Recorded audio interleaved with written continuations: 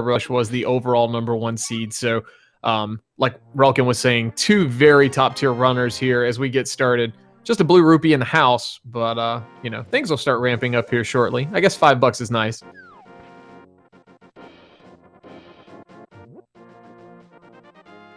And while we're going up to the castle, a quick shout out to our tracker, Ricky of Kakiri, clicking all those buttons for us, letting us know what items we got, and do want to give them a big shout out and say thank you. Got a bomb drop and a tree pull of bombs, so we're all set. Wow, that is a big blessing from this seed already, giving bombs early. Both checks in the secret passage, giving out big 20s. A nice little bit of money, not a lot, but just a little bit. A little bit helps. A little bit goes a long way.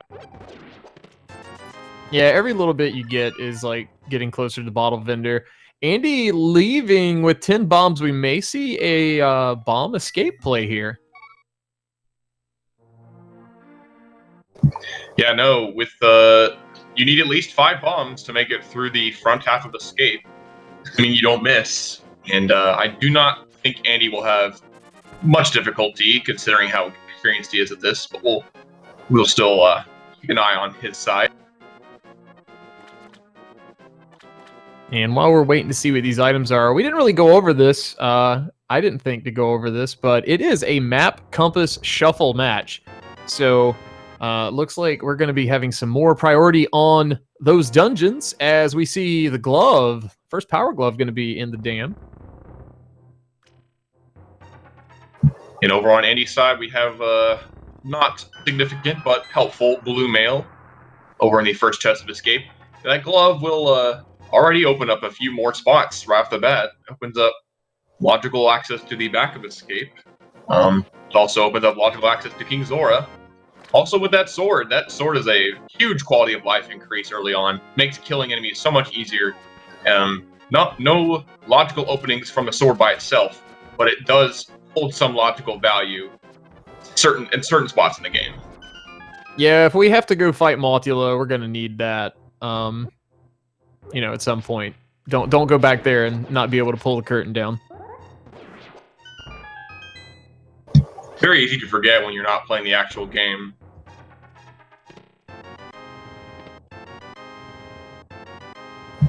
So I must say, this South Shore play is holding a lot of value today. Zero Rush getting another sword and also the flute. Yeah, the flute's pretty huge. Being able to kind of, fast travel is always a nice commodity. I'm sure Andy's obviously going to make that play, but the sooner, you have these quality of life items like boots and flute, you can obviously, build a little bit of an advantage, I guess.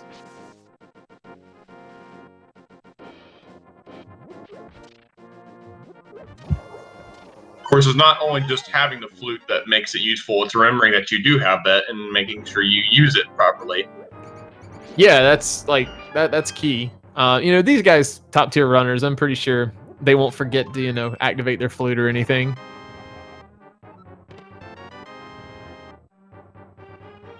All right, back of escape, not looking too great, but we do have a sword.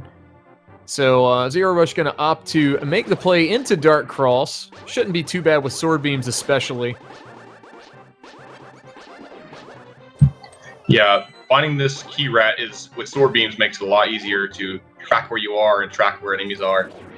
Since this is map compass shuffle, we should mention that because it's map compass shuffle, that means we will not be limited to just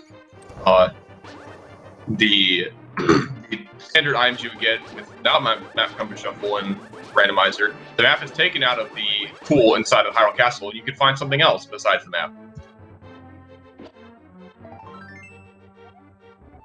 Like a heart piece, I guess. Sure. I mean, heart piece is nice, but, not progression. Andy making use of that tree pull again. Gonna top off his bombs. Did get that moon pearl down in that, I guess, thief hideout.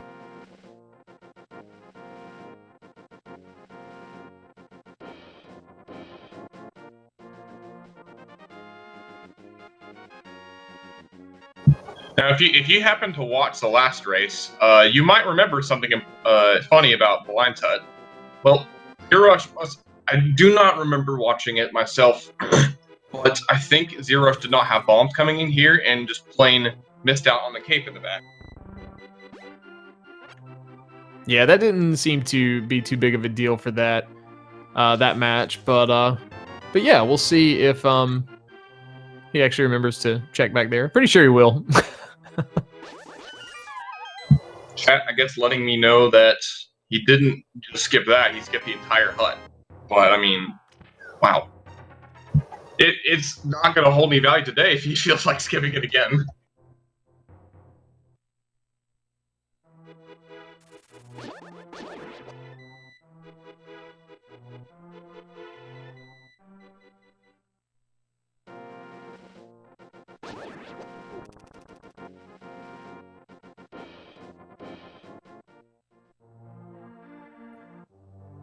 All right, so the well, just a little bit of love right now. Got 3 more checks here. Here's a map, Ice Palace, so we can see what that's going to be. There's some more love. Wow, that ended up being a whole lot of love, kind of. There's a whole lot of heart pieces. Okay, thanks, Led Zeppelin. As we're going to go and check what the bottle vendor has for us as well.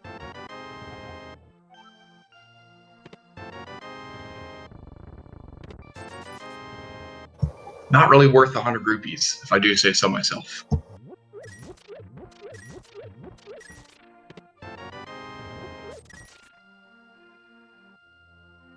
That's a nice 300 drop there in the chicken hut.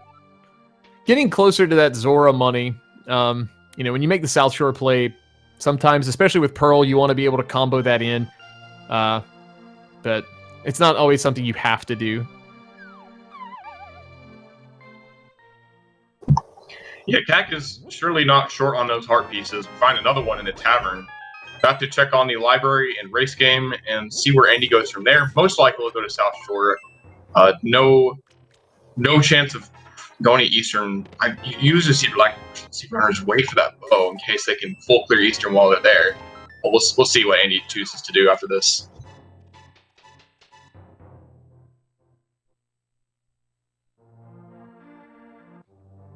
And just a heart container up on the race ledge. Andy gonna opt to not pick that up. And Zero Rush playing that flute and gonna be getting the fast travel we were talking about. So that'll be a nice commodity. But Andy looks like he's headed to South Shore, so that little bit of an advantage obviously gonna be pretty short-lived.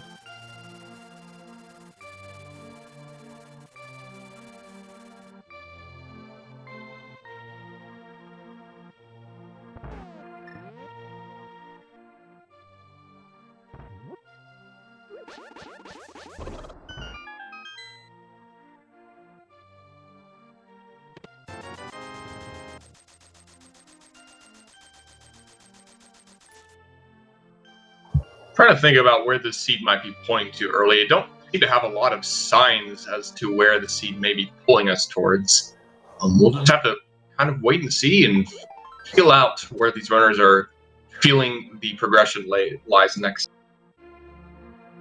Yeah, it's as we see Andy getting his first sword now. The progression we've gotten hasn't been, like you were saying, like pointing us to a specific dungeon.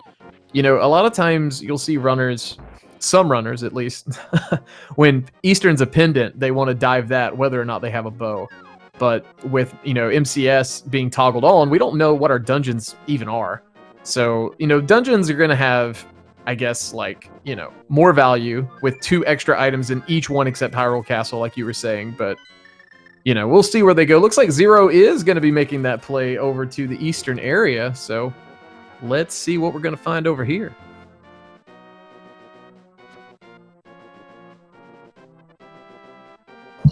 You'll see Zero Rush head over to the left here, going to Saha's closet.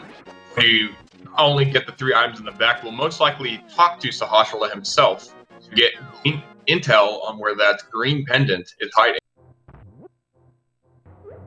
Yeah, this is, you know, when it's actually beneficial to talk to the NPC to see where it's at. Saha's got the compass to Eastern, 10 arrows, and a shield, so really a whole lot of nothing. Zerorush actually not talking to Sahash over there. That's interesting. Considering that Zerorush, since he lost game 1, he was the one that decided to switch the settings to map compass shuffle.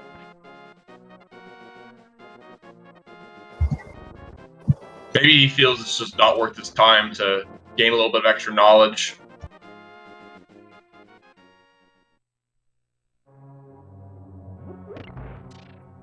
Well, with that compass in hand, I guess, you know, with the shuffle turned on, we finally get to see that nice little item counter under the rupees and bombs. That's not normally there for open mode, but, you know, if you have trouble counting items and such, it's pretty useful. But these guys, pretty sure they're not going to need that. They know what they're doing. We see a big key there in that first chest.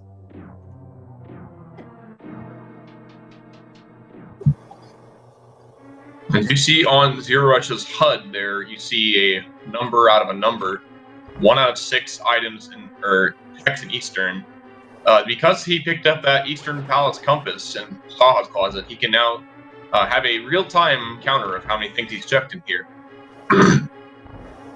Yeah, and so the maps and compasses are taken out of each dungeon, as we've said before. So we're looking to find 5 potential items in here. 4 if we don't find a bow, 5 if we do.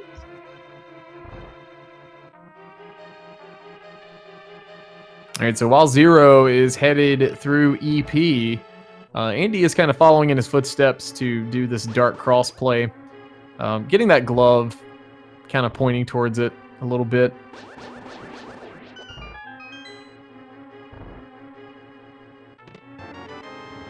All right, well, there's a single arrow. Now we can do absolutely nothing with it because we're already at 30. But we do have 2 more chests. One's in logic. This first one right here, the big chest.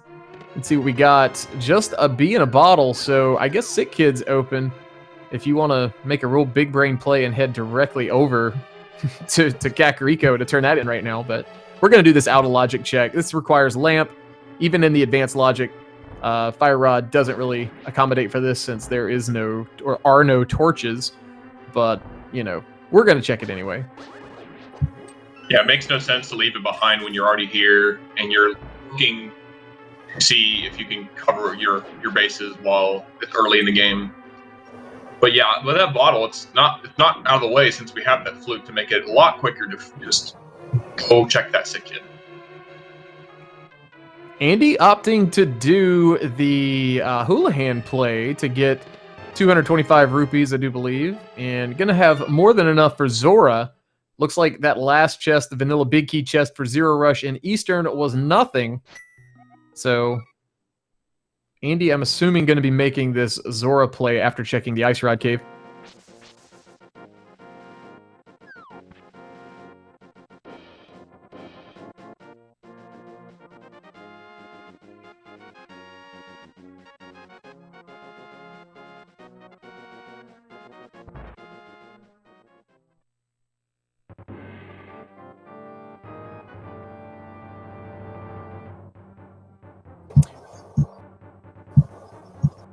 And there are the mitts for Andy inside of Ice Rod Cave. So I guess we finally got some Dark World access.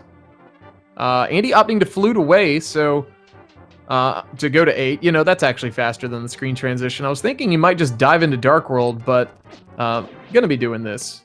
I can't say I blame him. I'd want to get these checks done as well.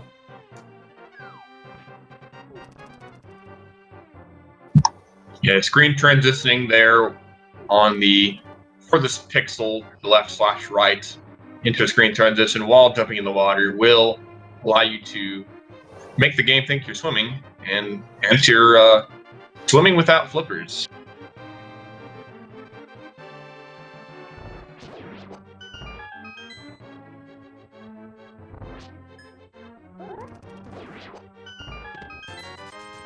All right, just a big 20 on the hobo.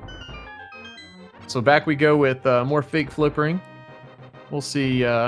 With Pearl, we'll be able to get in that water walk state and be able to check the waterfall ferry.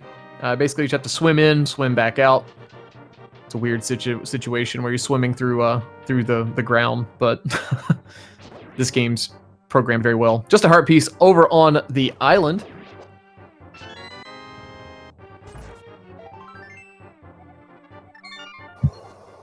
I mean, I don't know. The game is fairly popular. I wouldn't bash it too hard. We like this game, don't we? Yeah, this game's pretty good, I think. All right, so Andy in that water walk state, as we were talking about. Just another heart piece, but unfortunately giving him a full health refill. I won't pretend to, act like I know why, but when you get a full health refill in that water walk state, it puts you back into the swimming state. And he has to reset that, so just a big 20 in the second chest, so no progression there. All right, Andy heading up into the Zora area with enough cash to check things for himself. Definitely the thing he did that Houlihan play when he did. We can check and see what's up here on the ledge. It's nothing important. It will be important to note that at this point, Andy wouldn't have been able to get it anyway because he has no boots, no flippers, no way to delete the splash, as we have recently discovered. But he will check King's Or himself.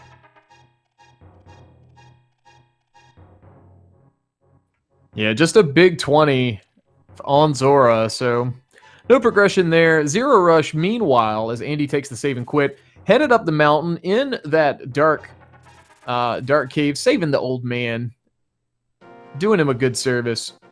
And we'll see what the old man gives him as a reward. Just a heart piece. There's a lot of those.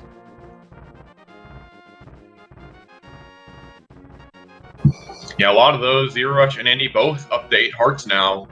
Not feeling too bad about their health situation, I'd say. Yeah, this seed's very healthy. I'd say, the 8 hearts, as you mentioned. The blue mail really early on, too. We've got decent offense with the Master Sword. It would be as we see, ooh, there's a hammer, but we can't get that until we get a mirror. So that's some useful knowledge for Zero Rush.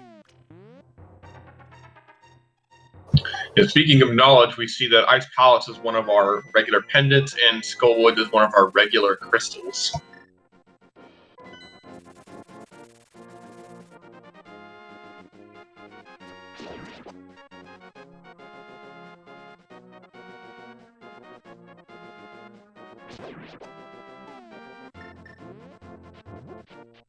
All right, so Zero Rush going to be getting his Titan's Mitts from Ice Rod Cave, and should be following, I guess, in Andy's footsteps here.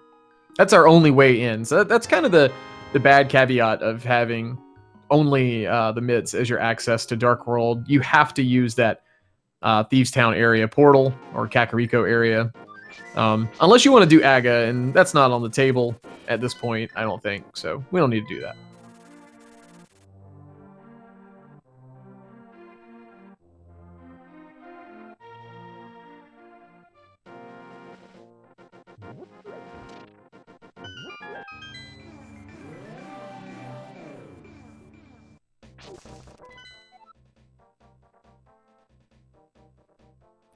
And we do have one crystal, a regular crystal there on Swamp Palace.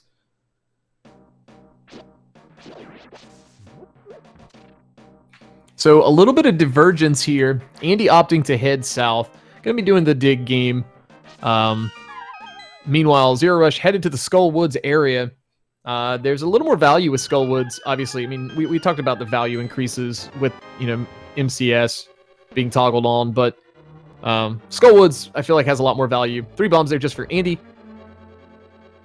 Going anywhere from 2 to 4. I know it's only an increase of 2 items, but I feel like that adds a decent chunk of value. Anything over 3 is a pretty high value dungeon at this point. Yeah, in that case, that would make every dungeon pretty high value in Map Compass Shuffle. Yeah, you're not wrong. I promise I can do math. Well, there's a boomerang. That's going to make our menu nice and neat. Sometimes it's best to pick up the boomerang, even if it's a freestanding item, just so your menu's not trash.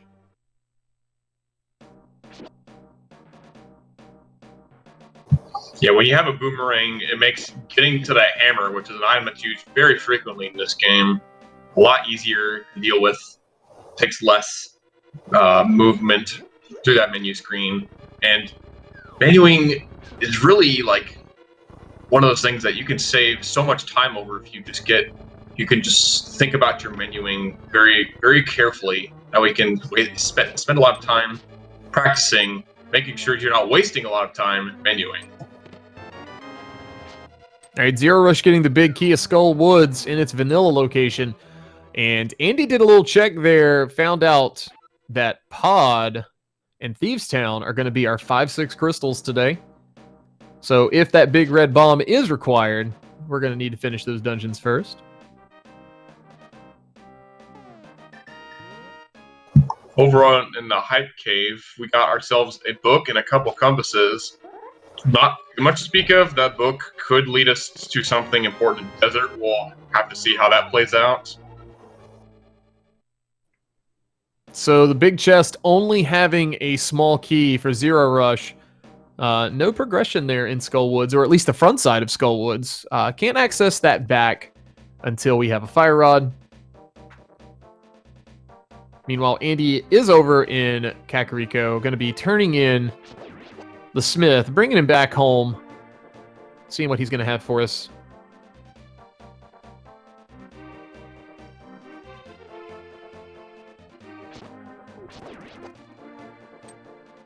And Zero Rush did take a peek over there at the Bumper Cave ledge, just a piece of heart, so that is going to be garbage as well.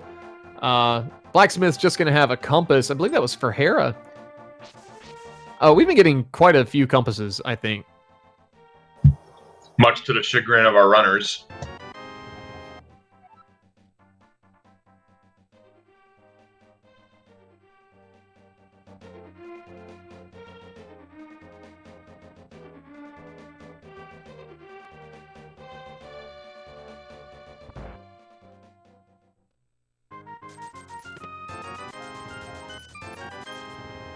All right, so Zero Rush going to be doing these Village of Outcast checks. And this is where their routes are kind of overlapping at this point. Andy is up in the mountain saving that old man from the dark cave. Zero Rush already has done that, though.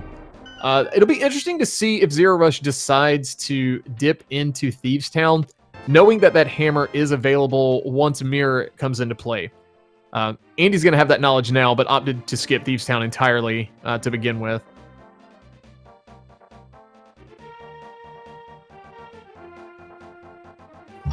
Doesn't look like Zero Rush has Thieves Town on the brain, so you may be wrong here. We'll see.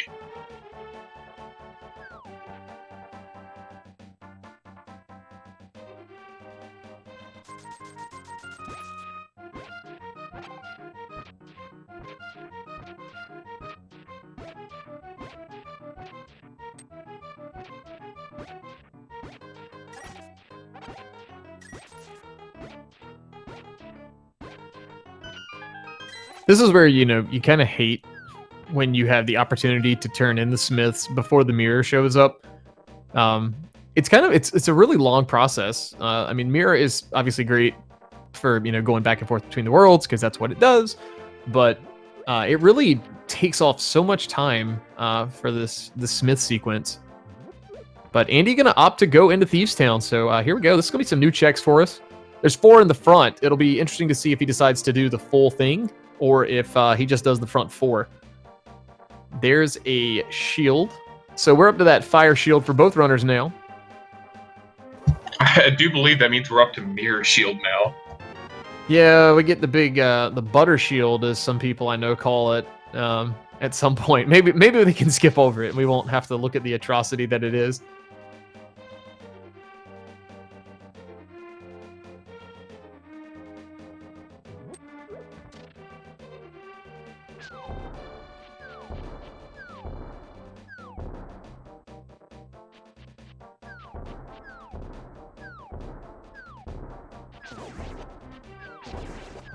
All right, so heart piece in that third chest. Just got one more chest to go. And it's ether.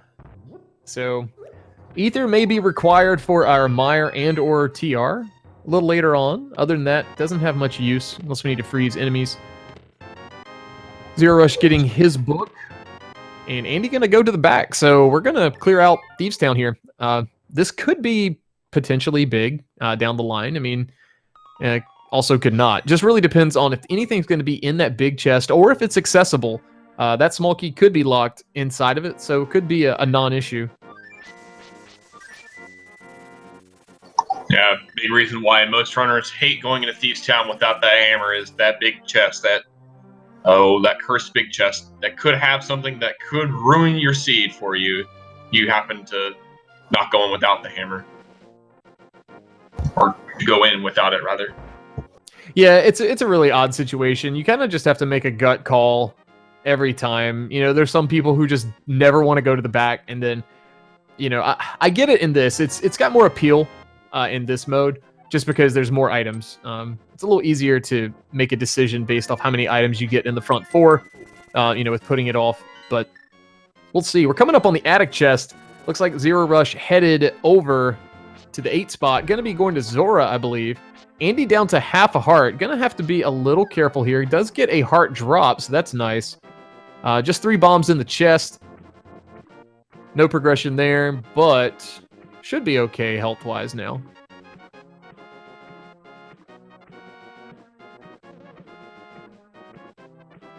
Those green grasshoppers, crickets, whatever in Thieves Town, man, they do so much. You know, even on blue mail, I think it's a full heart, and it's 2 on green. So those things, they're like the worst version of the rats.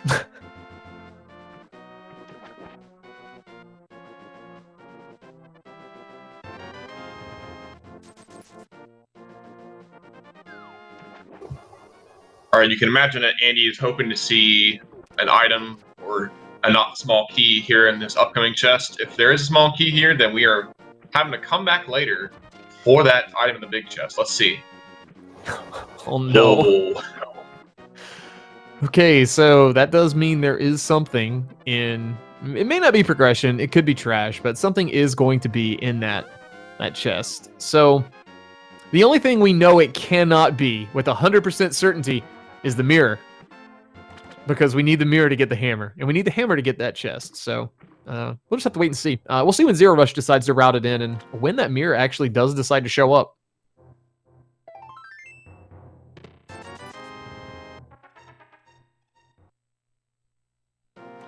I mean, for all we know, the mirror could just be sitting on blind, and that means you would just have to come back anyway. That would be, I mean, that's true, but that'd be pretty fantastic in a bad sort of way. But Andy doing a nice job there, keeping that fight completely on script and getting a heart piece. That's the theme of the seed is heart pieces. Already up to, what, 9 hearts? So very healthy. Yep, 9 hearts, blue mail. Probably going to see Andy skipping out on any visible heart pieces / heart containers for the rest of the seed. At least that's what I would think he would be doing. All right, so Zero Rush getting the sad news that only $20 resides on Zora. Not the best bang for your buck.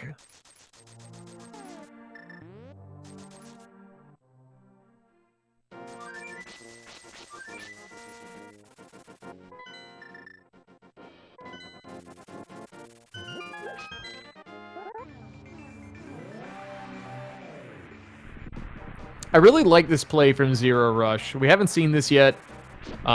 Just getting some intel here and a couple of item checks. Heading over to Mire area, we see Bombos is going to be our Mire entry requirement today. But we do have 2 items over here in the Mire shed. This could be huge. Well, that is something, but... Oh, but that's Hey, something. Wow. That's something we need. That mirror. So that's an interesting... This is an interesting scenario. We can see how this is going to pan out. Having that mirror, we can go dive, which is what Zero Rush is doing into Desert. Andy going to be getting that mirror pretty quickly as well. In the same area right now. But that's a red boomerang. I think we saw that on Andy's side. We're not picking that up today. Man, I don't know. I may have picked it up. That boomerang could have held some value if something was important on Zora Ledge or whatever, but we already know there's nothing there, so I can see why Zero Rush is skipping out on.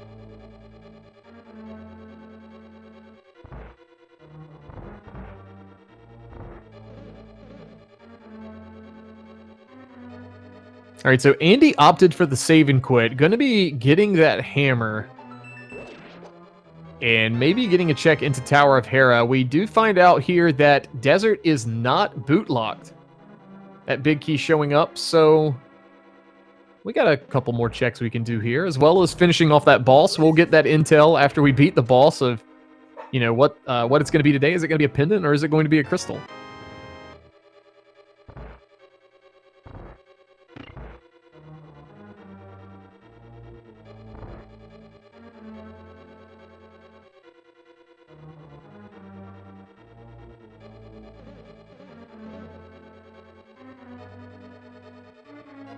With the acquisition of the hammer, Andy can go ahead and head on over to the east side of Death Mountain if he so chooses, which I can say he would. I would venture to say he's not going to skip that. There's the fire on Desert. Wow.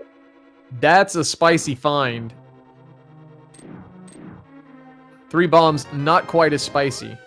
There's a shovel, too. I know chat loves fetch quests, but these runners, I'm sure, do not.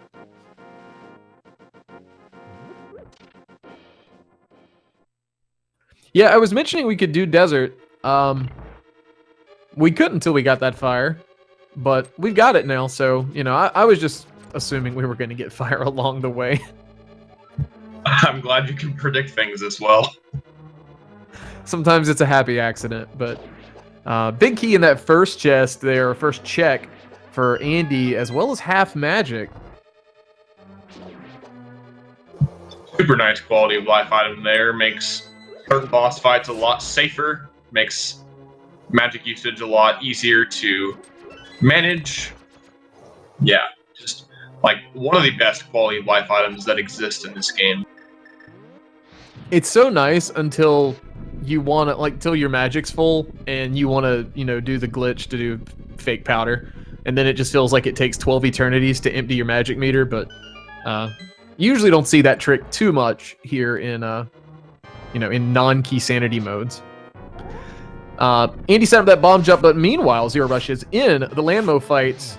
These fire rod shots are going to do gold sword damage. Spins from the Master Sword doing tempered sword damage. Basically needing 2 and 4 respectively to kill him, and down go all 3. Nicely done. Zero Rush going to be getting 3 bombs, and guess what, guys? That's a crystal, so that's one of the 7 things we need to finish this up.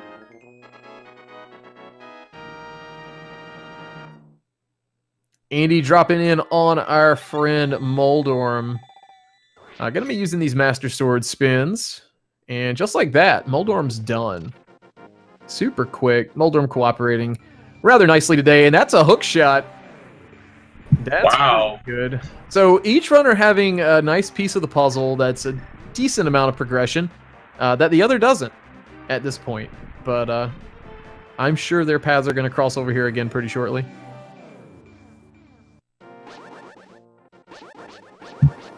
Zero Rush mirroring a little too soon before trying to take Checkerboard Cave. Needs to be a bit further to the right. They waited out that remirroring so that way they could check this chesties. Check this checky. Yeah, just a map, but Zero Rush doing a double take says, you know what, I'll pick this up just in case. It's the pod map. I don't think Zero Rush has talked to the NPCs, but we know because Andy did.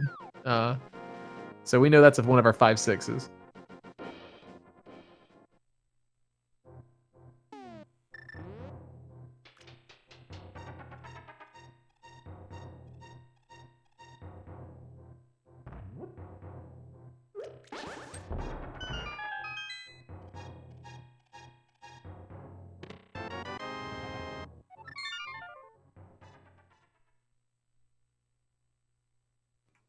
All right, so the 5-room chest here of Paradox. Whole lot of nothing so far. Hey, there's another compass. We got so many of those, man. If only those were actually useful in some capacity in terms of beating the seed faster.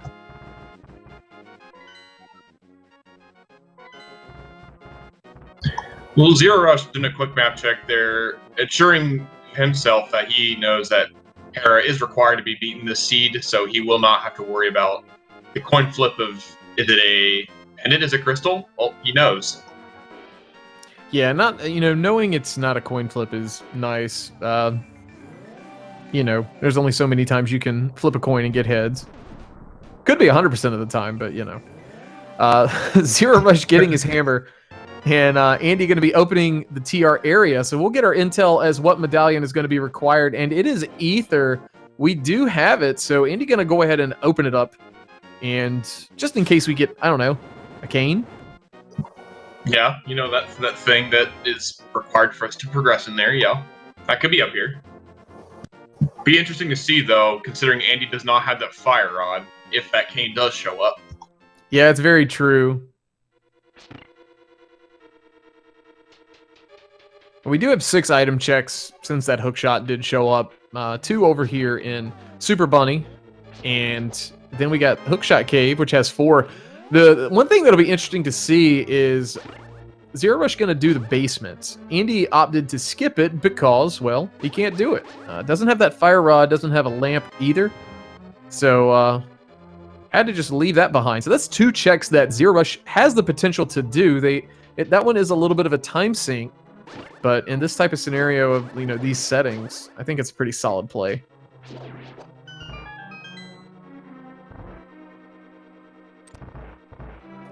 Andy over here going to be giving us a look into our Hookshot Cave. First check is a free green potion, always appreciated.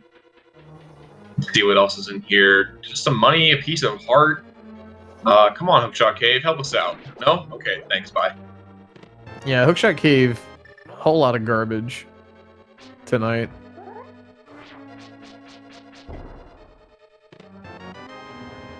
We mentioned these guys being super top tier runners. Zero Rush kind of showing that a little bit there. Setting that bomb jump up so quickly.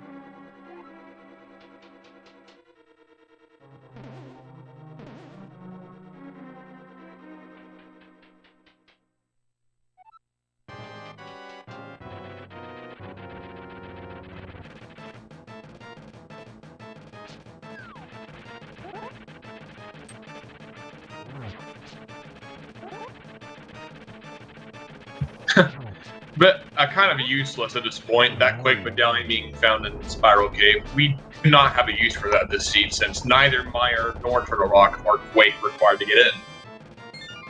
Yeah, the only thing it could be useful for with these guys is maybe to tidy up the menu. And it may just get in the way. But Zero Rush finishing off Moldorm rather quickly in getting that hook shot as well. So let's see if he decides to go ahead. I'm sure he's gonna. Oh, we're going back in. This could be a little interesting. We'll see if the basement's gonna have any progression for us. Kane here, I think, would be pretty nice. You could dive TR, you could full clear it, given what we got, and that's a lot of items to be checked.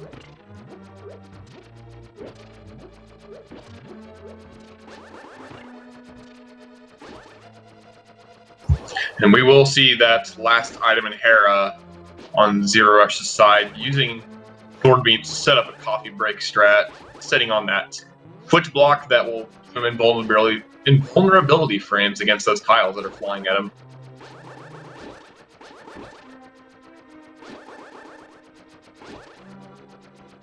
Yeah, having sword beams is kind of nice. You'll see a lot of runners do this. I'm pretty sure we'll see Zero do it. Shoot that beam out, get rid of that tile like he did there just a little bit sooner. Those are those minuscule time saves you see high-level runners do. They add like what? Or save like half second maybe, but they add up over time. That's a cape. Doesn't really do anything for us as far as Bumper Cave Ledge. We know that's garbage, but we could do Spike Cave. Yeah, with that half magic and that cave, that does put Spike Cave into logic officially for us.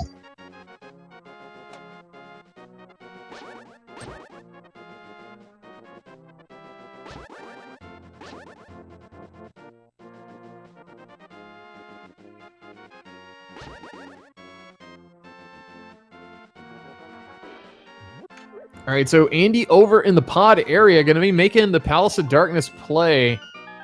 Doesn't have a bow, but does have a hammer.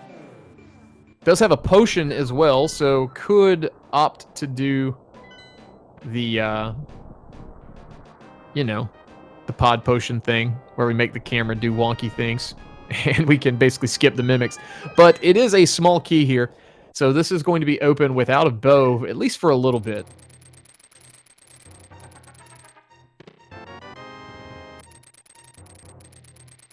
Zero Rush making that hookshot cave play now. Going to be realizing there's not a whole lot of value here. Zero Rush up to 3 bottles, so a lot of safeties. Oh, hey, there's our red cane. So that's been sitting there this whole time.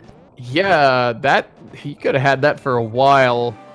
With that though, TR fully accessible. However, Zero Rush does not have ether yet. That was in, I want to say that's in Thieves Town. Yeah, you're correct. I think that was in that vanilla big key chest. So I'm sure we're going to see Zero Rush make that play rather soon. With hammer in hand, we can full clear that. Yeah, I bet that's on Zero Rush's mind soon. He can full clear. He will be able to check that big chest, so we'll see what Andy potentially missed if something important is there. Alright, so Andy having to use up some magic to actually use the bottle and, do all kinds of weird stuff here. But basically the way this works, I don't know how the camera breaks. It has something to do with super tiles, I think. But the game registers enemies as dead when they're not on the screen. So if you manage to get all those mimics off your screen, the game thinks they're dead, the door opens, and we can progress. That's a nice red goo. So we've found all 4 of our bottles. That seems to be kind of uncommon.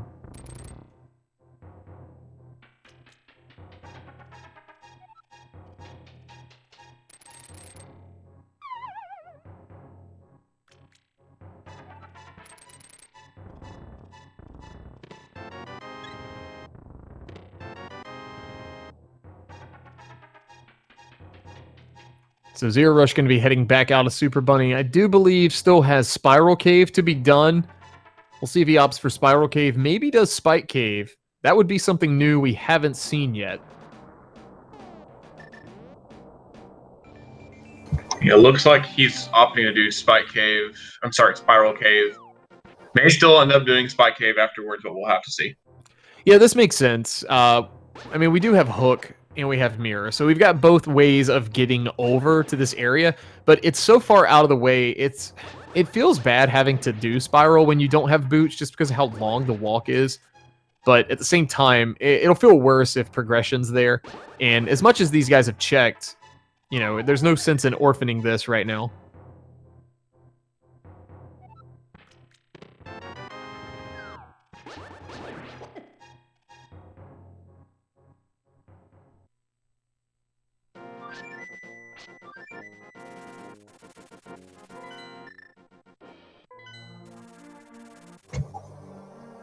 Nope, gonna be heading over to the village again. Probably doing Thieves Town next. Yeah, Thieves is, I think, a really smart play here. Zero Rush has been putting that off for a good bit. We do know it's a crystal. There's flippers for Andy out of Logic. Well, I guess that's technically in Logic. We know that Fire Rod's available. So it's kind of a weird scenario. Us being able to see both sides of this match, we know that's logical at this stage.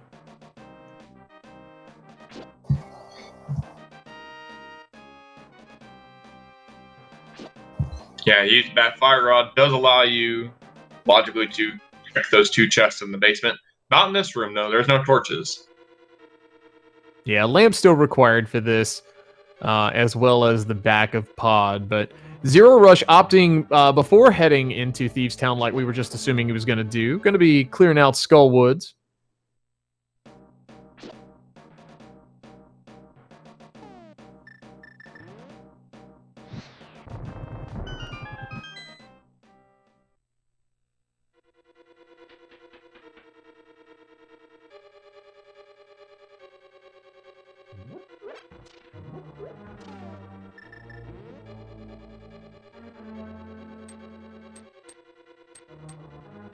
And we do have this one obnoxious chest here, kind of out of the way.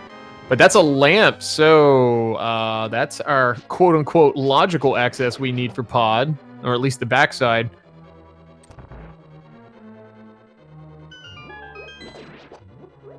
And unfortunately for Andy over here, did not find a bow, so he will be retracing Zero Rush's steps here for naught.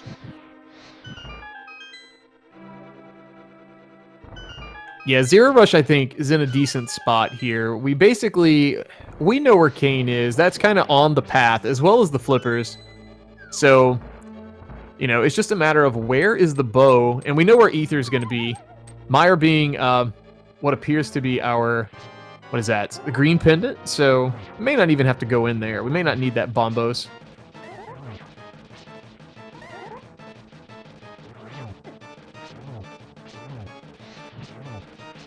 Moth really hovering up against those spikes there for Zero Rush, giving him a little bit of a tough time. But opting for some spins, and finally, Moth decides to give up the ghost. Just $50, and another crystal, so that's going to be 3 for Zero Rush. I guess we're almost halfway to our 7 goal. Yeah, that'll narrow the last crystal down to either Turtle Rock or Eastern.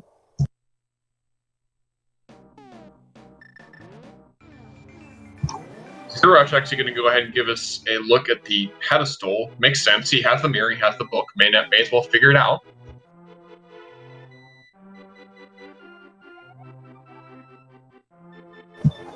Just 3 bombs, though. Sorry, chat. Your dream is dead.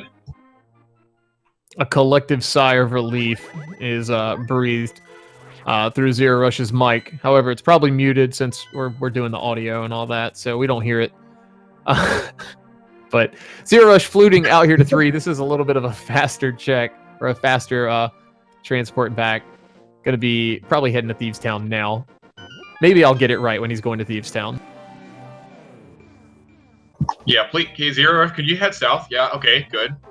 Keep going. Can you go a little left here? Okay. a little right? Okay. All right, we're doing it. I think he... This is, I like this. Here's why. We're going to get Ether. So that's going to give us TR access. We can fully clear it after, I guess, we get Kane. So, oh my gosh, we have a huge shield.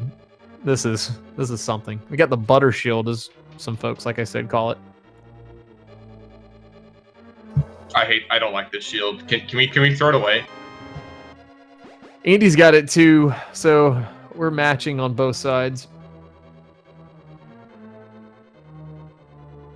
All right, so Andy does have everything required for the swamp dive. So looks to be the play we're making right here. I mean, the bow could still be here. And let's keep in mind, it is V31. We could, we could find a bow here and a bow there in Turtle Rock. Everywhere a bow, but with them being progressive, the first one you get's a regular bow, and then it turns into silver arrows when you find the second one, which is a nice little nifty change they made.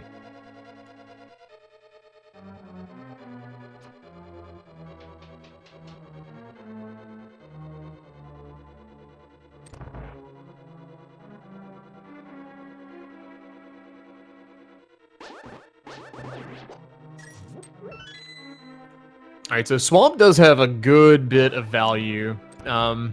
8 items with the master or maps and about to the master compass shuffle, but the maps and compass shuffle. You know, the master compass is when a compass is on the pedestal, but unfortunately it was just bombs tonight. Right there, Andy picking up the last medallion, the Mamos medallion. That will give our access to Mystery Meyer tonight. We do already have that fire rod, so we already had access to Ice Palace. But that does now unlock Meyer for us in case something important is there. Yeah, man, finding any progression in Pendant Meyer always just feels awful. Yeah, it's just like the game telling you things you don't want to hear. You're like, la la la la, I can't hear you, you know. Yeah, these guys will probably put that off for a good bit. Andy gonna be progressing here. Gonna be able to get the small key. I'm assuming we're not gonna do left side first, just in case the big key's in the back. We may not even do left side at all. It's a weird. I think it's a weird call in the map compass shuffle scenario.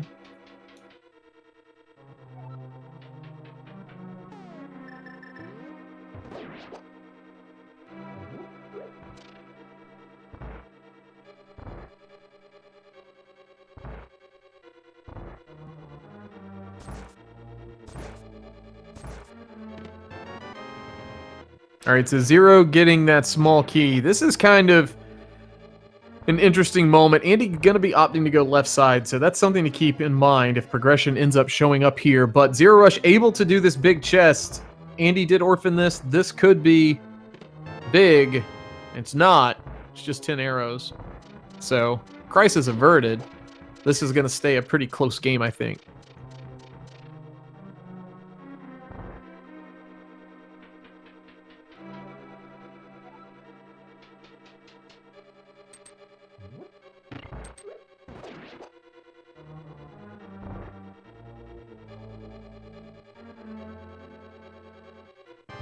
All right, so Zero Rush heading into the blind fight as well. As we were mentioning, this is a scripted fight as long as you do the script. Super easy to learn, and it can be progressive. Keeping it on script here is just kind of keeping your sword out for the first couple phases. But off to phase 3, and missing one there, but not too big of a deal. Able to recover very nicely and getting it done rather quickly. Going to be getting that crystal as well as that heart piece. It's going to bring his crystal count up to 4. So now we're halfway there. That brings the count to 4-2. Andy has done a little bit more, I guess, overworld checks, but, missing out on that fire rod's kind of a big deal right now. Yeah, over on Andy's side, we got ourselves a left side swamp check. We got a useless compass. That doesn't feel good, but maybe the other chest has something better. No, that left side is completely useless. Andy regretting that decision, I bet. I mean, it makes total sense.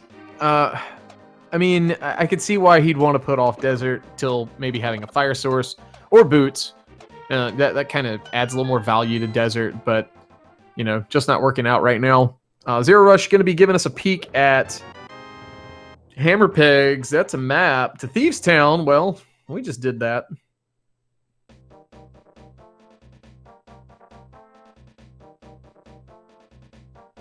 Yeah, unfortunately, you cannot see what that map is going to be for until you pick it up. So, buyer beware almost. It's like you invest the time to see what it is, and it's like useless. Like, I don't want this. Well, too bad you have it now. Yeah, those freestanding items and the maps that are slightly, a little bit of a time investment, we're getting to the point where it's like very diminishing returns on what you can, like the information you can get. The idea is potentially, the god route of that would be getting the maps where you can see your pendants, and then you just know everything else is a crystal. That's like the easiest way to do it, I guess. If only, though. There's the other cane sitting in the back of Swamp, and the other useless map mapped against Tower, which does not tell you anything that you need to know. I mean, if you get lost, I guess you could like press X, and it could help you navigate. What was that for on Zero Rush's side? Huh. Interesting. Well, he got himself another sword. I think he may have accidentally left that purple chest behind. Yeah, pour one out for our man, the purple chest. That is long gone. Going to be back at its vanilla location. Zero Rush may be headed back to go get that. Meanwhile, Andy is in the Argus fight. This is kind of a pain with Master Sword. Not as big of a pain as Fighter Sword, but shouldn't be too big of a deal.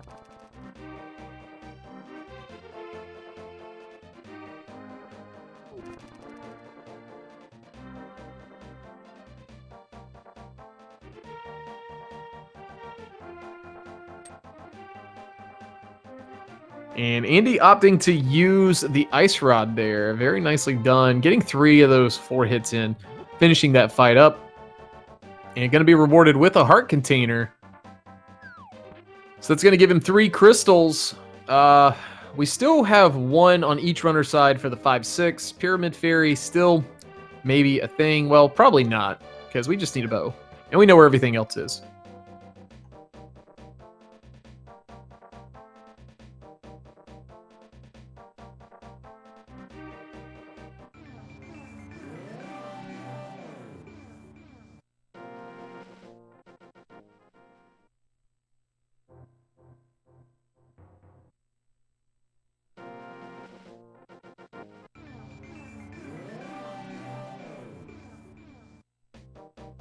At this point, zerorush's next play is at pod. I do not believe he has much left, aside from maybe the pyramid or catfish.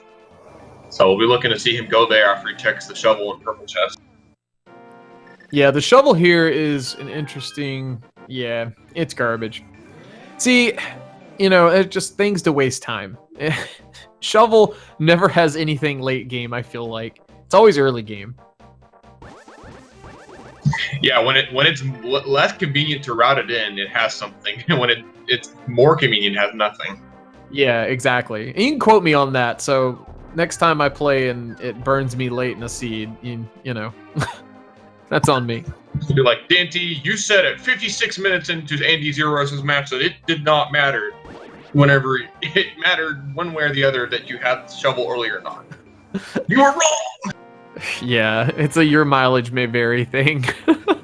That's 3 bombs on that purple chest, so a lot of nothing.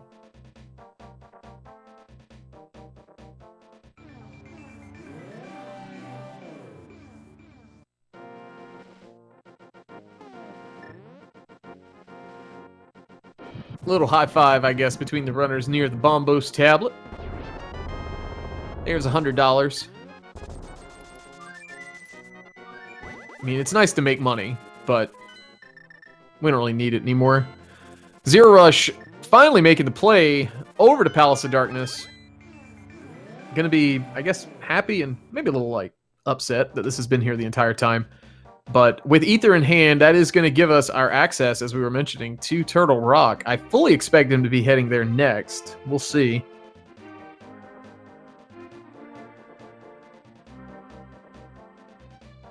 He probably forgetting that he had already checked Sick Kid there. He realized it and started floating away again, making up for the mistake there a little bit, losing a little bit of time there.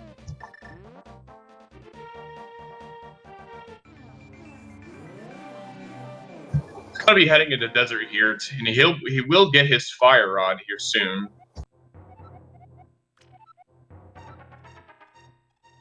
All right, so Zerorush finally learning where the green pendant is.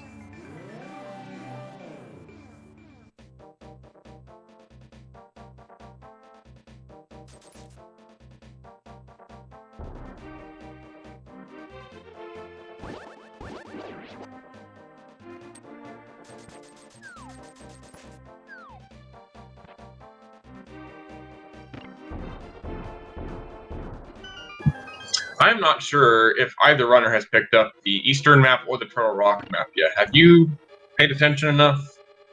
I don't think we have. I mean, we found literally everything else as far as maps and compasses go, I think, but not those.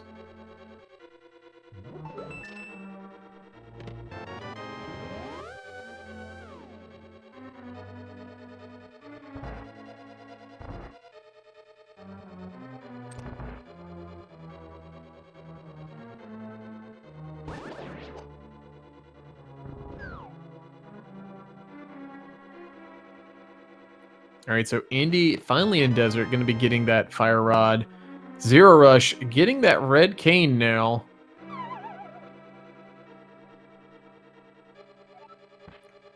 So those little pieces of the puzzle that each runner has, the other one didn't, we're finally at that point where we've crossed over, and now both of them have it.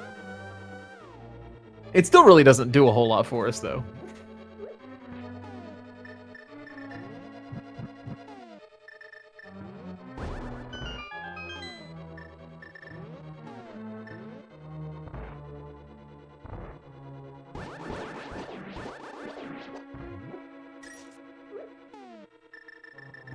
All right, Zero Rush going to be doing the potion trick as well.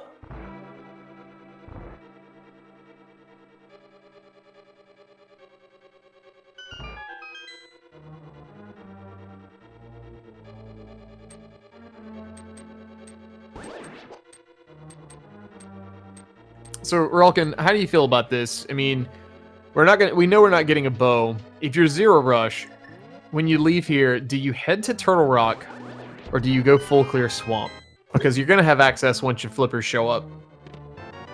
I think the fact that Turtle Rock is such a big time commitment, I don't know. It's a big time commitment for sure, but like it just kind of makes it more appealing in a kind of reverse psychology sort of way. You feel like that it's just a play to make most of the time. Be like, yeah, Turtle Rock is going to have something big today. I can feel it, you know? Depends on how you feel sometimes. I'm not sure.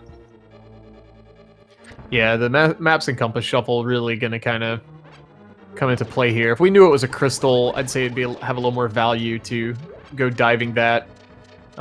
Meanwhile, Andy did finish up that Landmo fight super quick and getting that 4th crystal. So we're basically even on the crystal count, not quite even on the dungeons. But, yeah. Zero Rush heading into the rupee basement here, going to be getting 2 chests. One of these does have our flippers. I believe it's this one here on the right side. Yeah, there it is. Yeah, your memory works. I'm glad.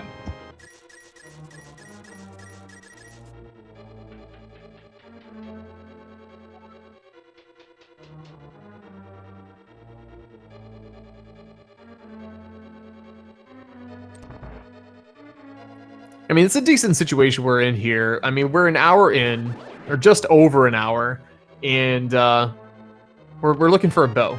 You know, everybody hates looking for a bow, but it's... I mean, you could be in a much worse situation where you're looking for so much more. With the way the seed kind of opened up, it's kind of weird. You wonder, you know, they've kind of started full clearing almost everything, basically, but you kind of wonder what your opponent has checked versus what you've checked. You start kind of pondering what the route, like the god route of this seed would be, and how likely it is to stumble upon it. But this one's been kind of interesting, I'd say. Items kind of been scattered all over the place, at least with this potential required double dip of pod. Zero Rush forgetting that you can't really do that in the Dark World with the flute. Missing a little crucial step there. But he's good now.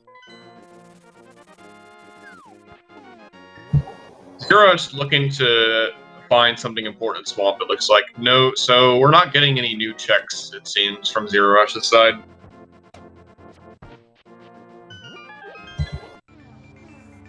And most likely the same from Andy, since he will be going to finish out Skull Woods.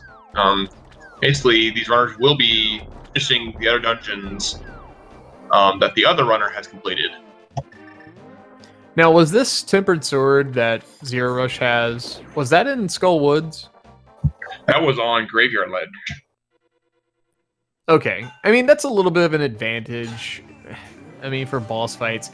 I kind of expect Andy, when he leaves here, since there's not going to be any real progression, to probably go pick that up. But, I don't know. We'll have to wait and see.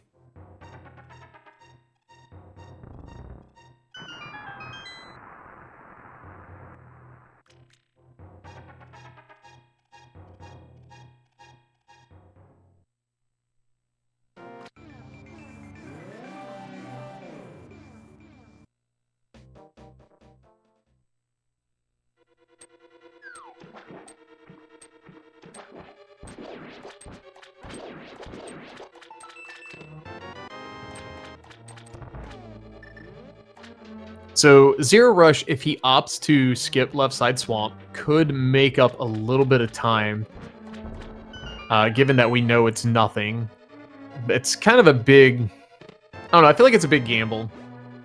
I don't know. It's a weird situation.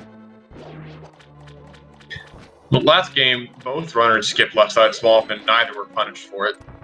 I mean, Zero Rush may be feeling lucky again, or then again, he may not try to press his luck as much this time. Who knows?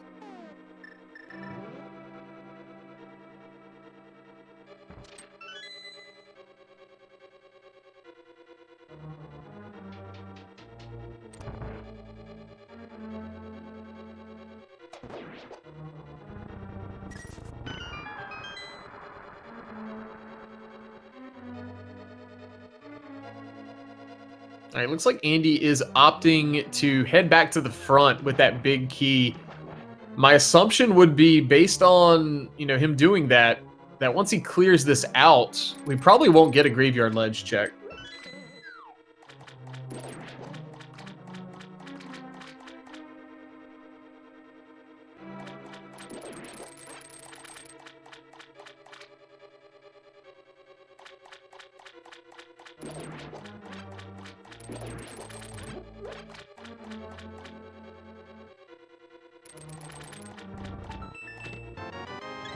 All right, so there's that heart container for Zero Rush. A little bit of a crucial time. Let's see if he decides to go left or straight to the back. Opting to go to the back, so he may do it later once we have a big key. We'll have to wait and see. May skip it entirely. And if you're rooting for Zero Rush here, that's kind of what you want to see, is basically him not doing left side. That'll be a bit of a time save for him.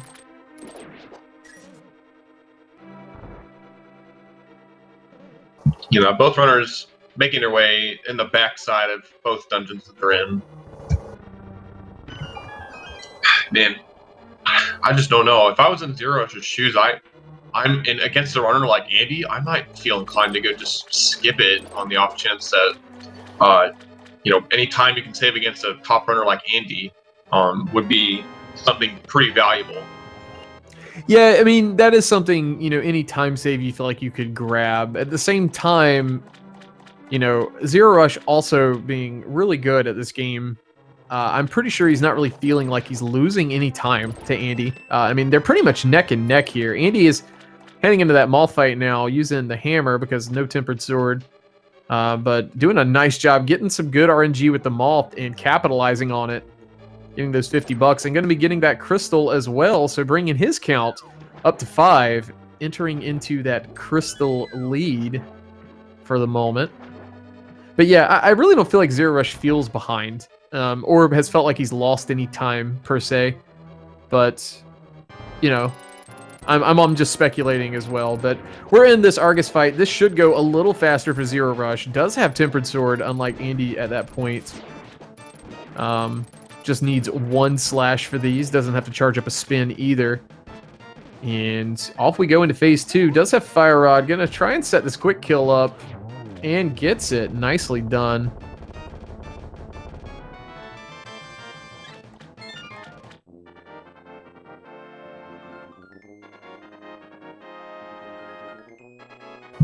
Yeah, Andy going to go ahead and check that pedestal like Zerorush did when he finished Top Skull Woods, and looking like he'll salute to the mountain and maybe go to a rock. I'm not sure.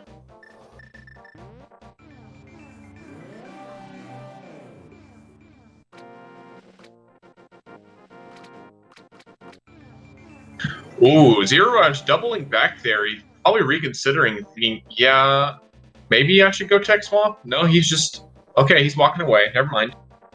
I'm not sure where he's going, if I'm being honest. I mean, we can't do Big Red Bomb. And maybe he hasn't done the pyramid? Oh, he probably hasn't even checked the red crystals, actually.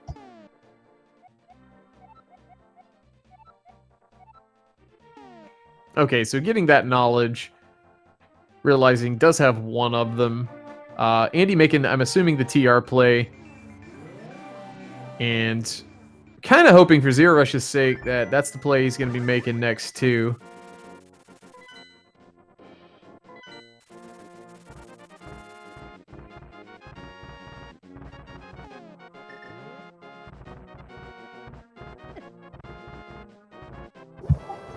Yeah, so it looks like we have, once again, another decently close race where both runners have the same, mostly the same stuff here, same dungeons done, heading to the same place about the same time. This is turning into a fun race to watch, I think. Yeah, this is going to come down. I mean, it's going to come down to TR. Something's going to be in here. The question is, this is where it gets weird. If Bo shows up here, what do? I mean, I think you clear it because we don't know if Eastern or TR is that last pendant. And coming back here would be such a waste versus, having to potentially go into Eastern to kill Armos. Yeah, you do have a hard bargain there about whether you've cleared the dungeon or not, as we see just a head bomb drop there in that chest. Depends on where that bow shows up, I would think. That would maybe the hard driving point here to see where that bow shows up, if it does end up showing up in TR. I mean, let's be real. It could show up in ice. We've had access to ice for a good while, and nobody likes a pendant ice palace. I mean, it could also show up in Mire to that point. So, I mean, there could be a bow somewhere else other than TR, like not just ice, not just Mire. Yeah, I was gonna say I totally forgot that we haven't even touched Mire. We've touched the area, just not the dungeon. I mean, these guys have literally checked so much of the game.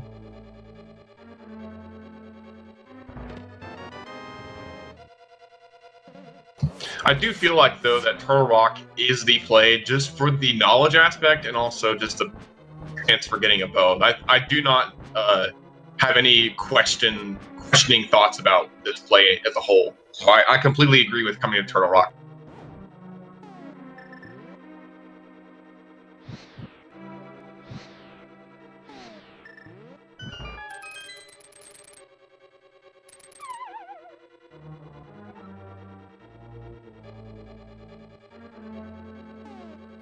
All right, so Andy getting through chain chomps. We do have that nice, nifty little compass counter we were talking about earlier in the seed. So we've done 4 of the 12 chests here. Some of them are keys. One of them's a big key. That's kind of important. Yeah, the big key will show up in the next chest because we do not have it yet. There were 2 small keys in the front and 2 items, so the big key is vanilla today. Yeah, some people get a little, antsy, like to skip this chest, even when it's the big key, and then they realize they made real big dumbs. Don't do that. Yeah, just keep a good mental note, and you won't have to happen, right? Like, use your head. Yeah, just pay attention. Andy, showing he's paying attention, does go and get that big key. I mean, we've got Mimic Cave as well, so that's a potential. Got a good chunk of items up here. Yeah, with the outlook of map combo shuffle, there are 4 small keys in Turtle Rock. There's a big key that leaves 7 items in Turtle Rock, and then plus that Mimic Cave, that makes 8 basically from this conquest of Turtle Rock.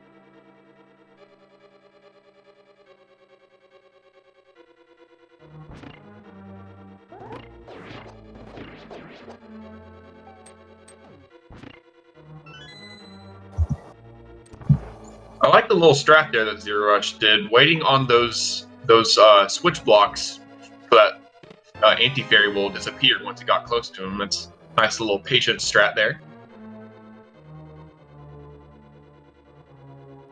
Yeah, it's not the quickest thing, but definitely can, be a smart thing to do. All right, so here's our Mimic Cave check. Looks like it's just $20.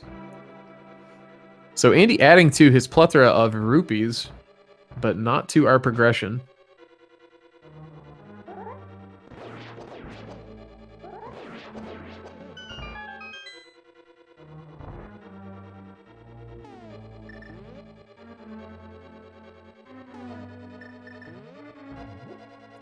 All right, so the rare small key in the big chest.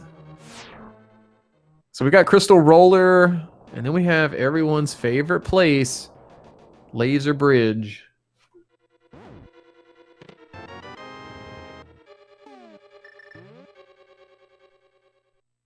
You see Zero Rush there opting to head in and check that chest first. A lot of times you'll see runners do that strat when you're 1 item from go mode. That being 1 away, this takes such a long time. It's kind of I guess, I don't want to say it's definitely a smarter play, but you'll see a lot of people do it just in case.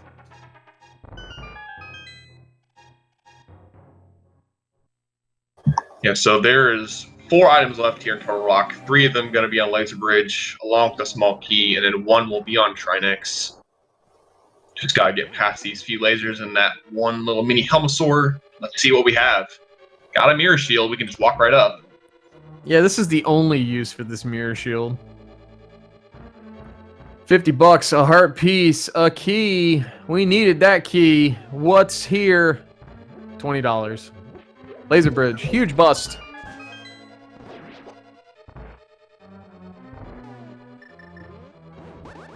Yeah, getting no help from that laser bridge today. Let's see if Trinex has anything else to say about it. And not only will we kill Trinex, we'll figure out if we need to beat Eastern as well in this seed or not. We'll see.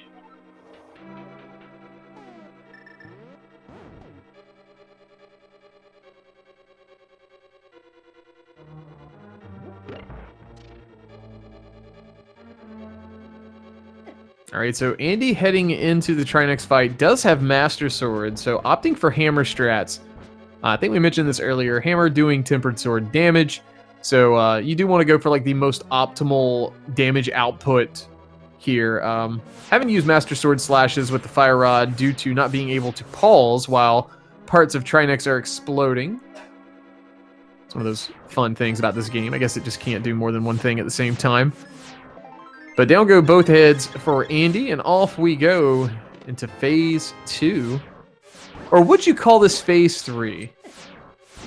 I mean, there's 2 heads. I guess you could call those each a phase if you really wanted to get picky, but I digress. Down goes Trinex for Andy. Nicely done. Let's see what Trinex is going to have.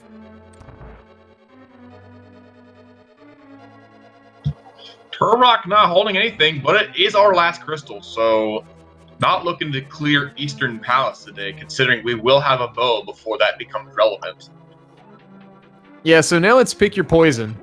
I mean, do you go to Mire, or do you go to Ice? Ice has a potential for 5 items, yes, and then Mire has a potential for 4 items. Mire actually has 5 items if you count that green pendant, so honestly equal chance here. Yeah, this is equal opportunity progression for sure. Mire's a little bit, I guess, longer in the sense of full clearing, just because it can be a little wonky with the routing. Andy popping back into Hera, gonna opt to do the basement. Had to skip that earlier without that fire source. Meanwhile, Zero Rush finishing up Trinex. They're gonna be getting their 6th crystal as well. So, I mean, I guess this is where you could get a little, weird, and you could overthink it. I mean, we found stuff behind mitts, right? I mean, at this point, my thought would be flippers really didn't lead to anything inside of swamp. So maybe the flippers are leading to something logically in ice, but that's one of those things of, justifying a coin flip.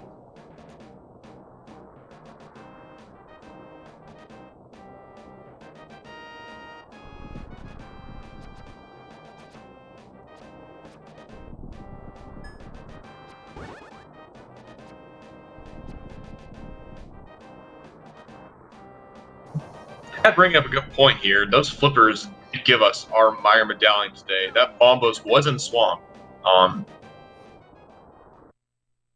Yeah, and I guess, now that chat's pointed that out, and you pointed it out as well, like, that's, I don't know, now Mire, to me, Mire looks a little more appealing, but I'd have totally forgot that, and I'd be in ice here shortly. Both of these guys heading into Spike Cave. What's it got for us? Just $5. So no value there. Zero Rush opting for the save and quit. We'll see what his next move could be. If we do have Divergence, I gotta say whoever gets the bow first is going to win, just based off that. Maybe they both find a bow. That would be, with the way V31 can be, it would be really dumb, but it'd be really, cool at the same time, since they are progressive. But Zero Rush actually heading into the South Dark World portal. This kind of makes me worry he may be headed back into Swamp. He could also be heading towards the pyramid. Let's see. Yeah, I think he's going to the pyramid. Okay, yeah, this is good. This is good for Zero. And it looks like Andy maybe headed back into Thieves to check that big chest. So, opportunity for Zero Rush to kind of make up some time, do some checks I think Andy's already done. So, yeah, we'll just keep kind of crossing over each other's paths.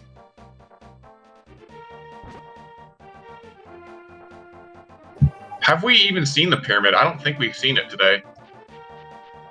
I thought Andy made the play over here, but I could be wrong. I've been wrong a lot today, so I wouldn't put it past myself.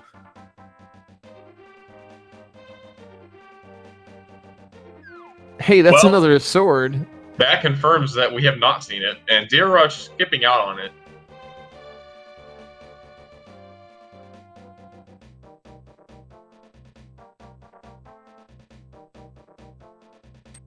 Yeah, for Zero Rush, that sword means nothing to him.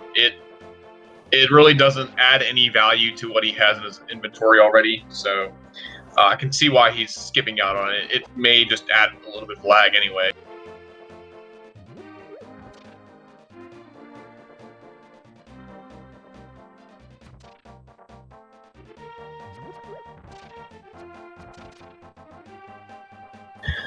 Speaking of swords, Andy is looking like they're heading towards Graveyard Ledge, so they will be getting that Tempered Sword.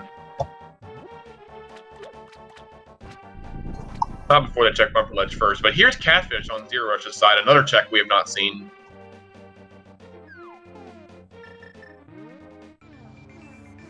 Big ol' nothing. Big ol' green rupee. Big ol' zilch. So that's not going to be anything we need.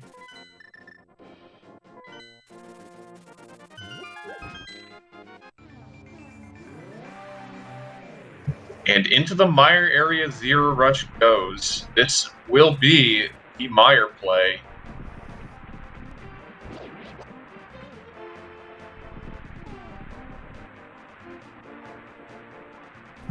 Zero Rush really considering things right now. Checking his map, see what his options are. Probably trying to remember which pen is which. And he is settling on going inside Mire after all.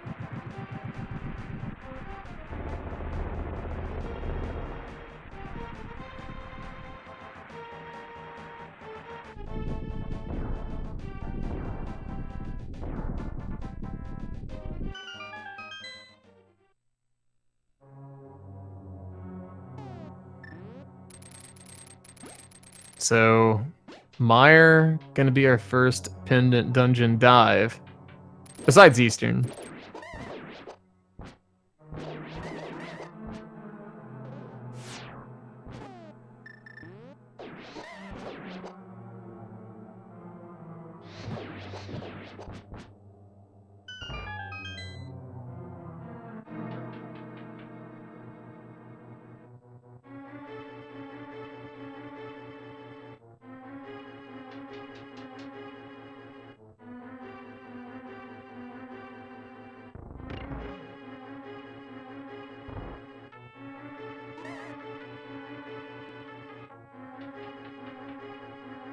All right, coming up on that first chest here in Mire, it is a small key. All right, there are 3 small keys here in Mire. If one of them is on the left side, that means that the big key is also on the left side behind the torches.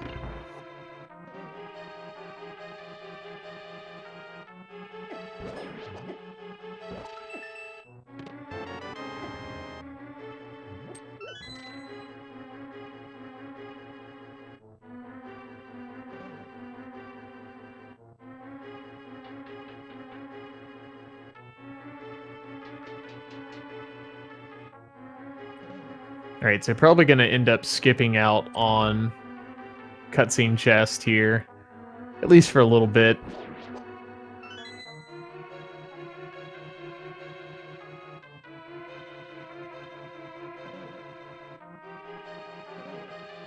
Alright, so Andy going to opt to get that butter sword. Going to match his shield.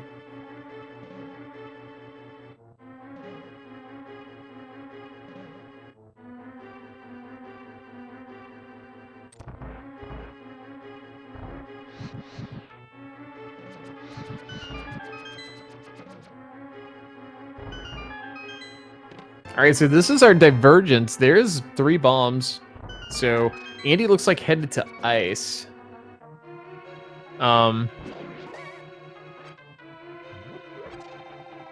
This is pretty much going to be it. Whoever gets bow is going to win this. And it's going to be really weird if they both get the bow.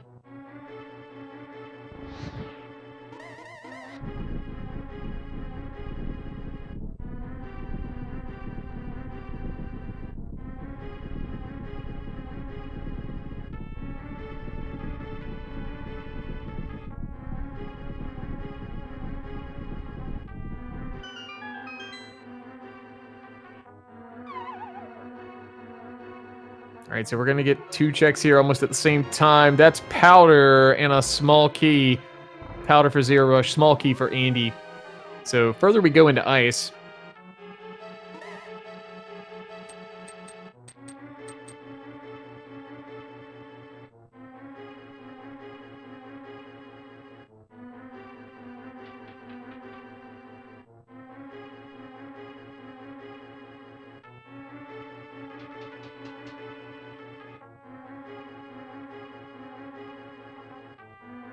All right, so here we go to the right side. Going to check out this big chest here in Mire. Andy's got a couple more, I guess, maybe a minute or so before checking another chest. Oh, hey, we're missing a big key. Ooh, Zero Rush, forgetting that crucial item that is in this chest, because there's nothing left that could be the big key. Ouch, Hey. he's going to have to walk around again. That's a big key. So let's go walk through this again. He'll have to walk even further out, because the bridge does not respawn. Oh my gosh.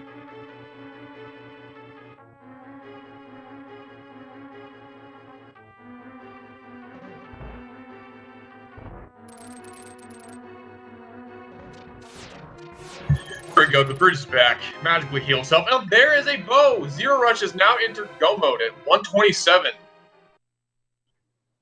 All right, that's pretty huge. I mean, unless Andy finds a bow, the second bow in ice, that's pretty much going to be a GG. Oh, hey, there's boots. Oh, nice, wow. Nice to finally see those here at 1:27.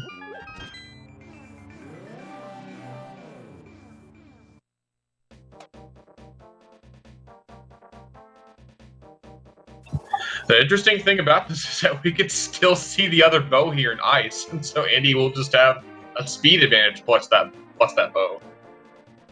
Yeah, we're starting to run out of checks here. There's the big key, so got a couple more.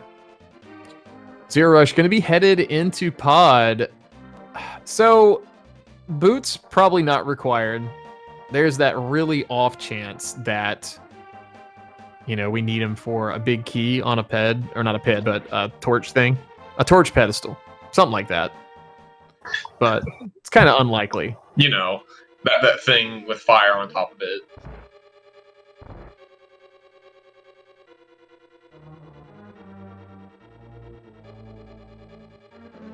All right, just a big 20 in the Freezor chest. Andy gonna hover over that gap.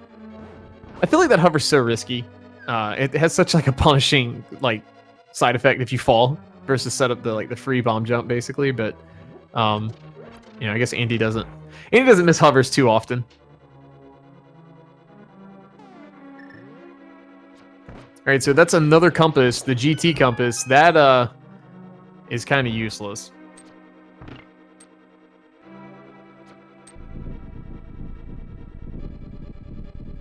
Andy heading back to the big chest here in just a second.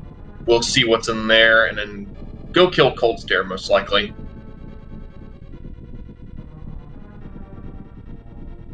Yeah, the only reason you would skip Cold Stare is if you're counting and realize that there's going to be a small key on him.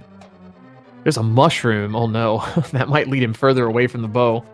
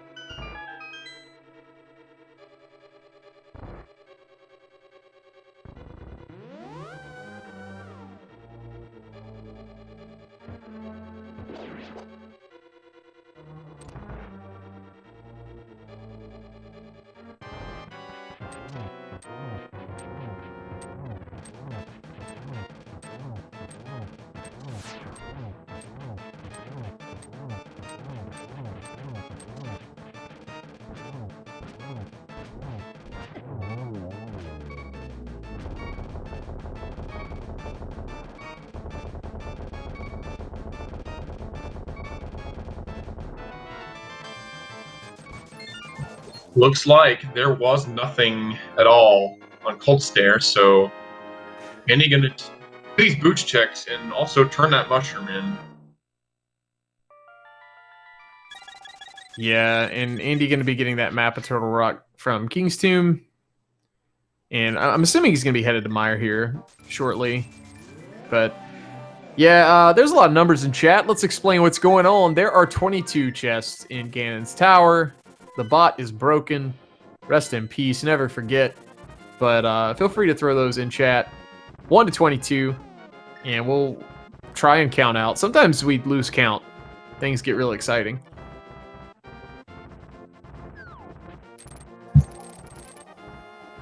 Yeah, I typically guess 7. How about you? I'm gonna go with, I don't know. I'll go with 9 today.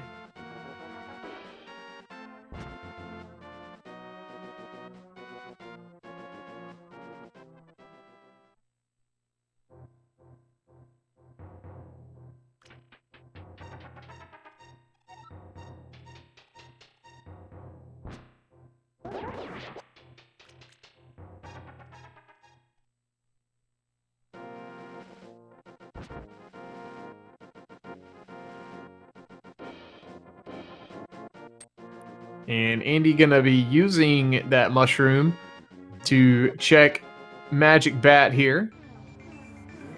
Gonna be doing what we talked about a little earlier, the fake powder. Basically, what's gonna happen here, if you deplete all of your magic, get it down to empty, and utilize the cane, get that error noise, and switch over to the mushroom like he did there. The next frame will be a powder instead of a mushroom, so we can get this checked. Yeah, that totally makes sense. I completely 100% follow that sequence there of mushroom equals powder. Yeah, it's really weird. But,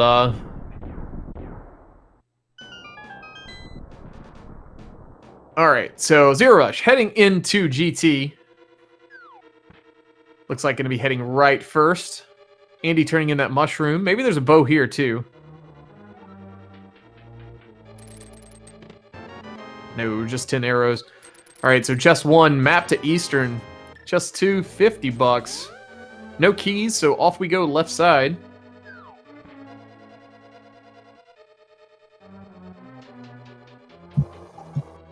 Alright, is on a torch.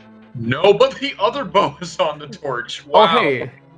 Those are our silvers. No boots, we can't get them. Andy will be able to get those. Oh, Andy not having any magic, having to dig. This is a bit problematic. Yeah, I think you're right. You kind of need magic to open Mire / Turtle Rock. There's a little bit of magic there. That'll be enough, I think, right? With half magic. Maybe. I think so, but he may want more. I mean, we're basically digging up. We dug up the whole area. I guess he's going to flute back to the same area and see if we can get more. In this all happening, looks like Zero Rush did get the big key. Headed up the tower. Man, this is crazy.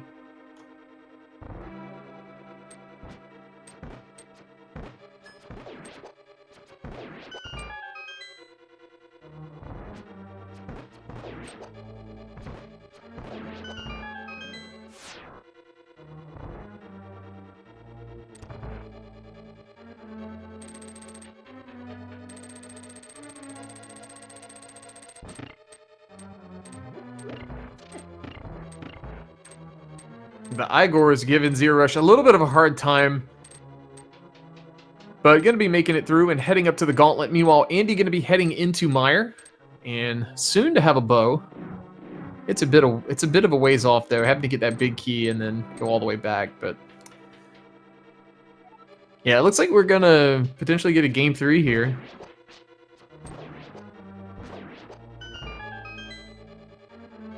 I mean, I never say never, but I'll join you on this train.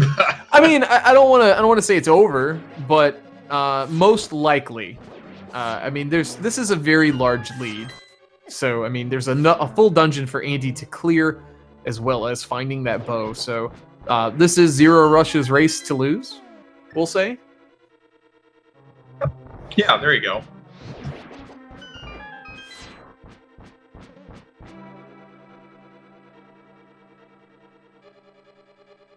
Yeah, this is, I mean, it's literally what we were talking about, the coin flip. You know, pick your poison and find your bow, you know, and hope you guess right.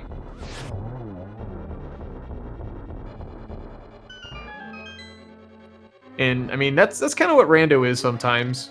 It's kind of like the harsh truth. You know, when you get top-tier runners against each other, it's going to be close. And then if there's any form of variance that pays off very big in this case, like it did, that is going to, you know, whichever person guessed right is going to be the one to, you know, get a decent-sized lead off of it.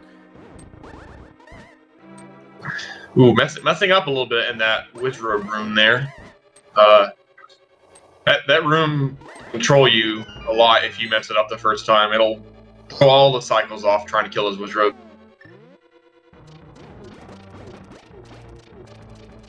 Yeah, when you get off cycle on that room, it's pretty tough, or it can be.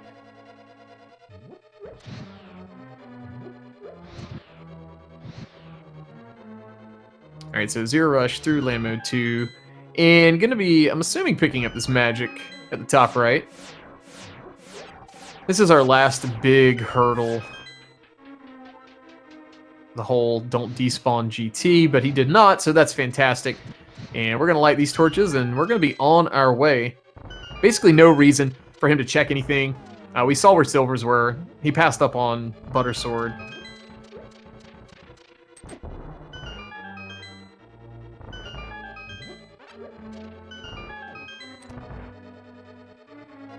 All right, so Andy getting his bow now. Going to be heading out of Mire to go finish this place up. Or this seed up, rather.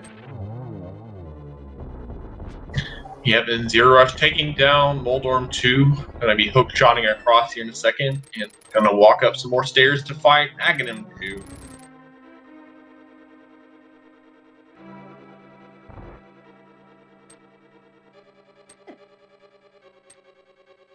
Oh man, I hate this room without boots. It's so annoying. Yeah, it's not fun at all.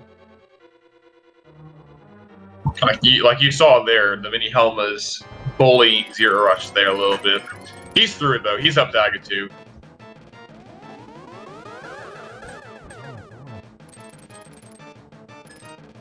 That triple? Was that was at least a double?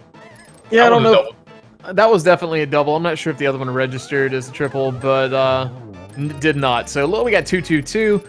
Nice 3-cycle there for Zero Rush. Gonna head into this Ganon fight with a Tempered Sword and no silvers. So yeah, it's gonna be your standard NMG fight coming up.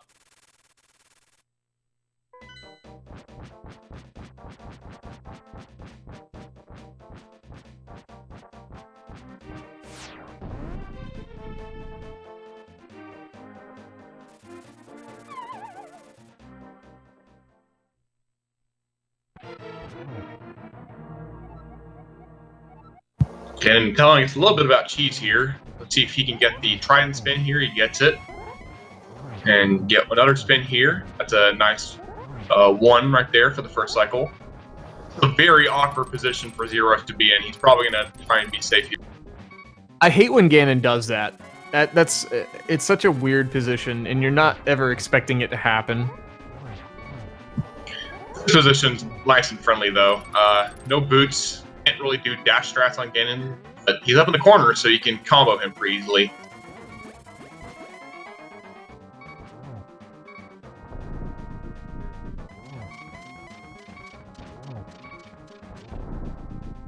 All right, so into phase 3. Just need a couple more slashes to phase 4, and then we can get our 12 spins in.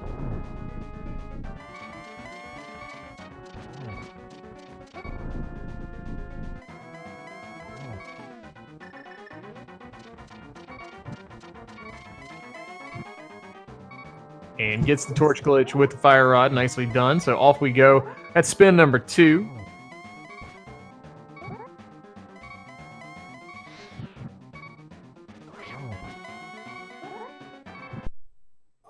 Oh no!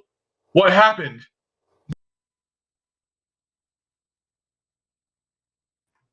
Okay, so I was waiting for the delay to catch up. We've had quite an interesting race here tonight. So what has happened? Zero Rush in IRC has said that basically his console came unplugged. It crashed or basically shut off, which is a huge, huge thing here. Both runners are currently racing from what we see here, so we're going to keep following the action best we can. From what I understand, Andy does not have usable audio, so maybe a little quiet here for a moment. But Andy's going to be headed up to GT, and we'll see how this shakes out.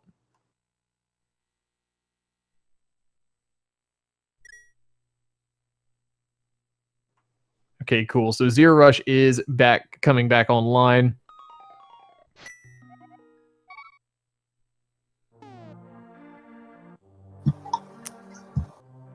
Okay, and it looks like Zero does not have, obviously, that last crystal, nor the bow.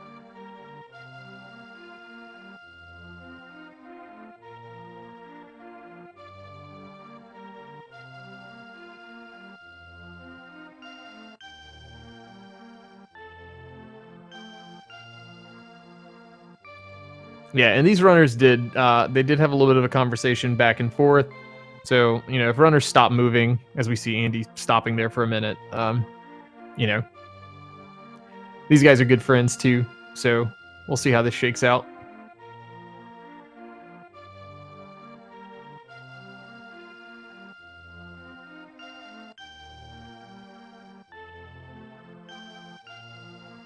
Yeah, Andy is stopping there to look at his map. Think he's talking it over with Zero Rush right now.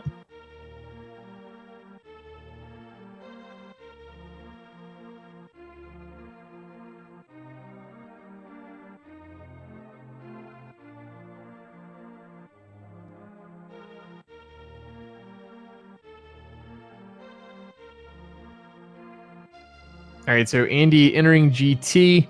We know that key is over on the left-hand side. We'll see if he picks up those silvers. I mean, he may. It should make things a little faster for him.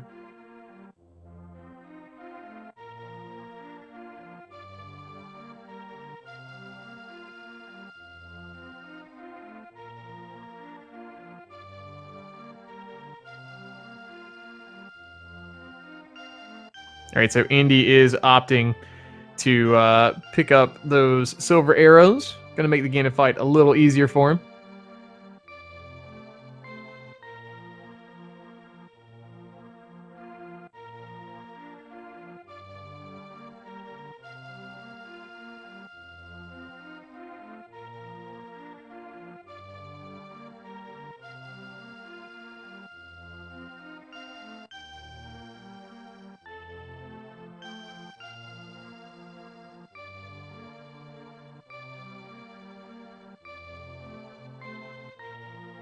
All right, so Andy's got the big key, and up we go to, well, are we going to pause here? I think there's a little more chatting going on.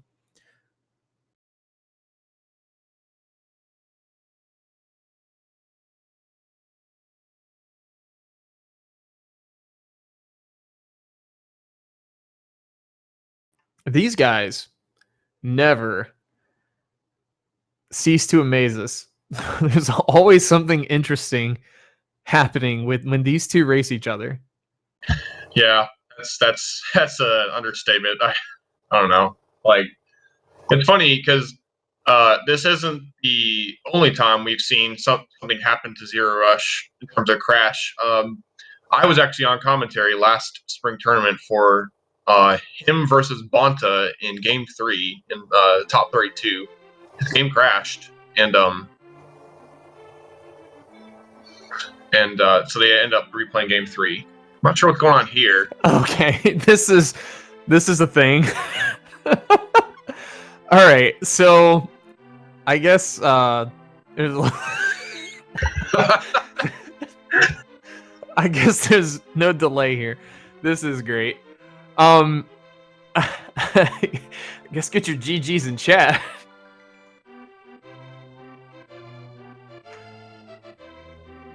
All right, so I guess what we do, we'll figure out how we do this. Yeah, this is an exciting time for all here. We're kind of figuring out this as we go along here. Seems.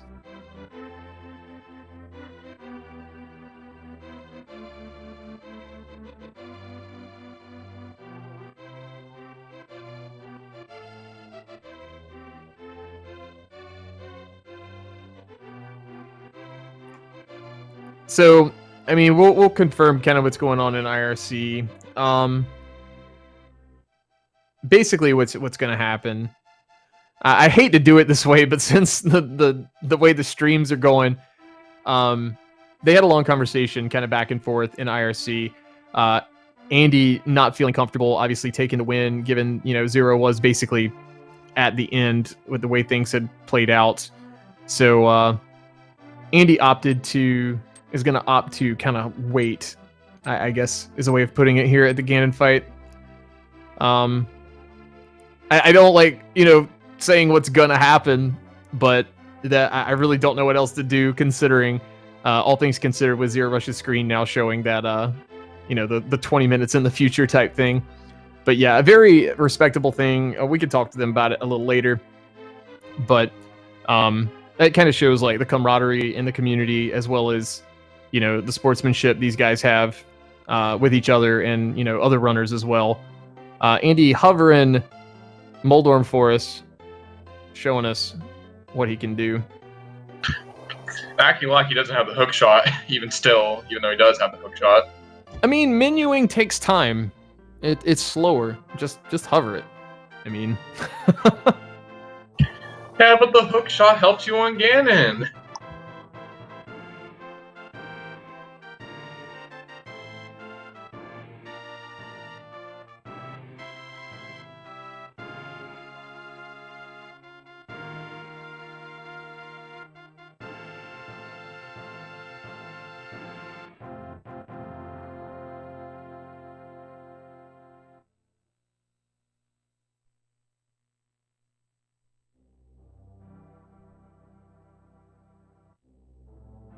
All right, so down goes Aga 2 for Andy.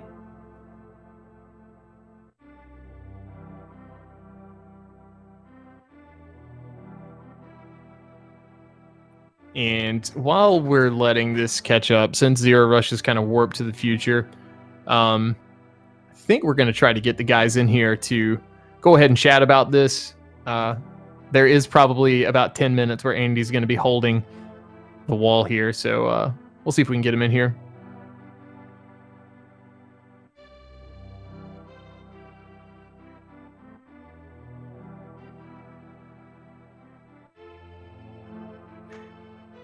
So I think what we can say now is Relkin is no longer allowed to commentate a Zero Rush match.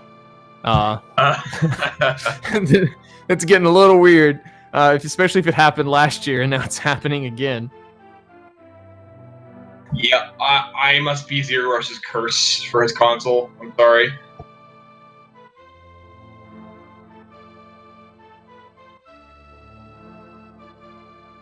Nah, it's okay. Relkin's a good dude. All right, so here we go, holding the wall. Yo, that's a lot of We're just teleporting like crazy here. So this is one of the little nice glitches of the game where if you hold the wall and such with a cape out, it doesn't drain your magic. So that's going to kind of let things progress. Yeah, the wall does. I'm sorry, the floor. Excuse me. Floor does not disappear until you slash again, so Andy can be content to take a sweet time here and wait. Just wait and wait and wait. Hold that A button.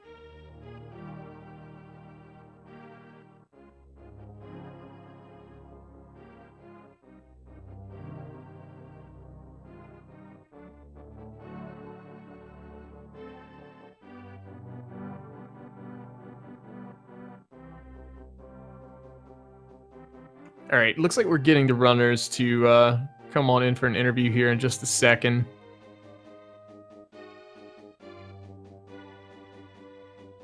And looks like we are joined by both Zerorush and Andy. Yo, GG. GG. Yeah, kind of an interesting circumstance we have here. Run us through what's been going on behind the scenes here. I don't know. This has literally never happened before. The power to my SNES died. I guess the adapter was loose. I don't know. Like, I just unplugged it and plugged it back in, and then it worked. It wasn't getting any power. So I gotta figure that one out, because that's not good.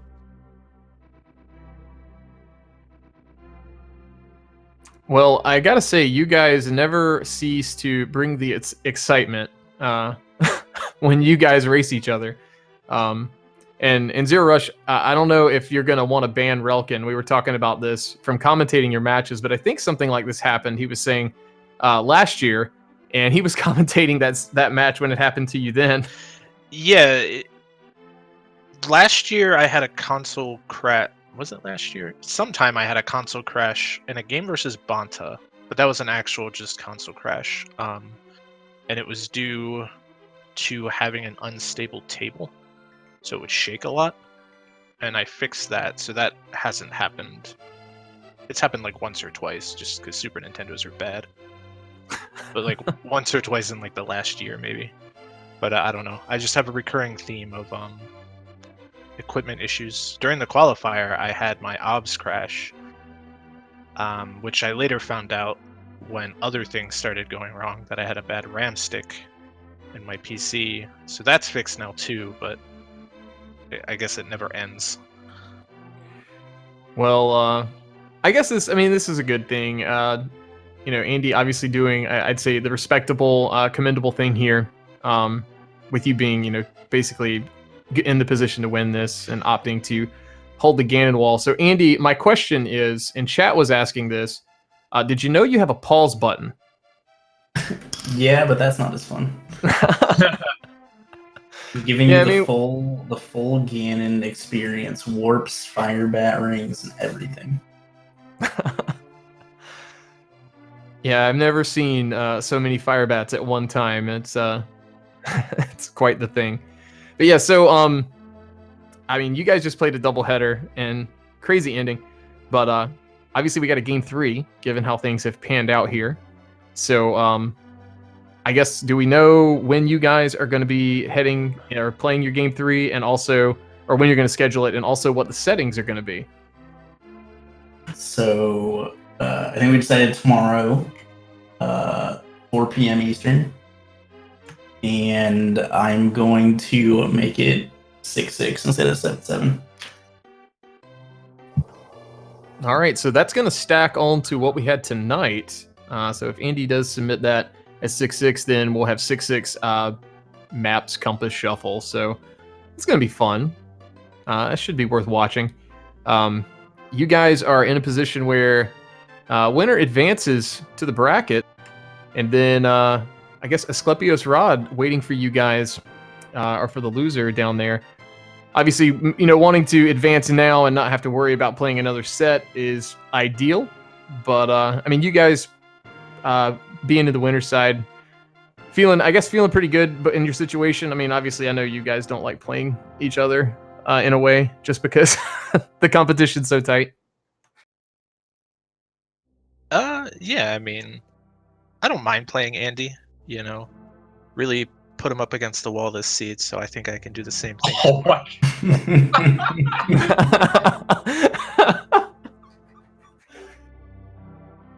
Yeah, this ended up, the first seed was like pretty much you're full clearing the game no matter what, but this seed was not.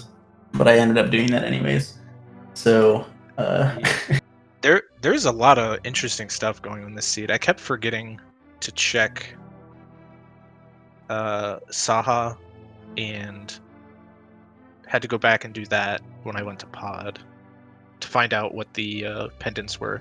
And then when I was doing Swamp, I was like, okay, well, hopefully this is a crystal, and if it's not the red crystal, I can go talk to the bomb shop guy. And then I finished Swamp, and then I remembered that I already knew what the other red crystal was. And then somehow, in addition to that, I had convinced myself that the flippers were bow locked, and I don't know why. So when I went into Mire, I thought maybe I had forgotten something, but I didn't want to spend a lot of time thinking about it, so I just assumed I was wrong and went into Mire anyway. Yeah, but as it turned out, I mean, there was the other bow in GT, so no, that bow was not flippers locked, or I mean, that flippers were not bow locked. We were kind of wondering, with the way progressive bows are a thing in V31. I mean, we were joking about it a good bit, but when you guys diverted, Andy went to ice, and about the same time, that's when Zero Rush, you were in Mire. We were wondering what the likelihood of each of you finding a bow in different places was going to be almost at the same time. Now, unfortunately, it's not the way it panned out, but yeah, it would have been kind of interesting to see that. But luckily, I guess after you full clear basically the whole game, Bo does finally decide to show up. Yeah, the worst part about that too was like I got boots, and mushroom and ice palace, so it was just like, or mushroom might have been like behind the boots, but so I did bonk rocks, I did King's Tomb, got the mushroom, so I did fake powder, I did witch, and then I was like, well, it's in Mire somewhere. But yeah, overall, like I don't think any of the decisions I made were that terrible. Just the way it went this seed. Yeah, 2 bad choices. So one of them, most likely one of them is wrong. I guess both of them could have been right, technically, but not this time. Honestly, it was, for a bootsless seed, it wasn't too long overall. So that was nice. Yeah, I mean, boots being so late, or rather, not even really. Well, they were accessible, but yeah, like I get what you're saying. A lot of times bootsless seeds feel like they take forever. You have to kind of plan your routing a little better too in that case, just because of obviously things getting further away and bigger time sinks, not being able to dash around. Right. Yeah, but other than that, I mean, I had a few routing and execution mistakes during the series. A couple extra save and quits here and there. One time I went all the way, in the first game, I went all the way back to the other side of desert because I was going to go kill the boss and then remembered that I already found both items. Stuff like that, but other than that, I'm pretty happy with how I played today. And I think, given how the seeds were,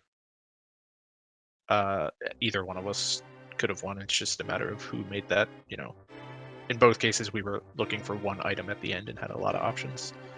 So it came down to whoever made that correct decision. Yeah, always never feels super good when it comes down to that, but I mean, it's like there's got to be a winner at some point. Chat is dying to know, was there an interview after your game 1? Nope. All right. So Chad's dying to know, Zero Rush, did you realize that you had skipped out on Blindside game 1? Really? Oh my god. Wow. So apparently, oh yeah, because I had to buy bombs, and I think I went. Okay, I did not. So, oops, that's a lot of checks too. Wow. Well, I lost that match anyway, so I can't even, From what I gathered, if I had won by like 40 seconds, I would have felt real bad. I was thinking, go on, Dante.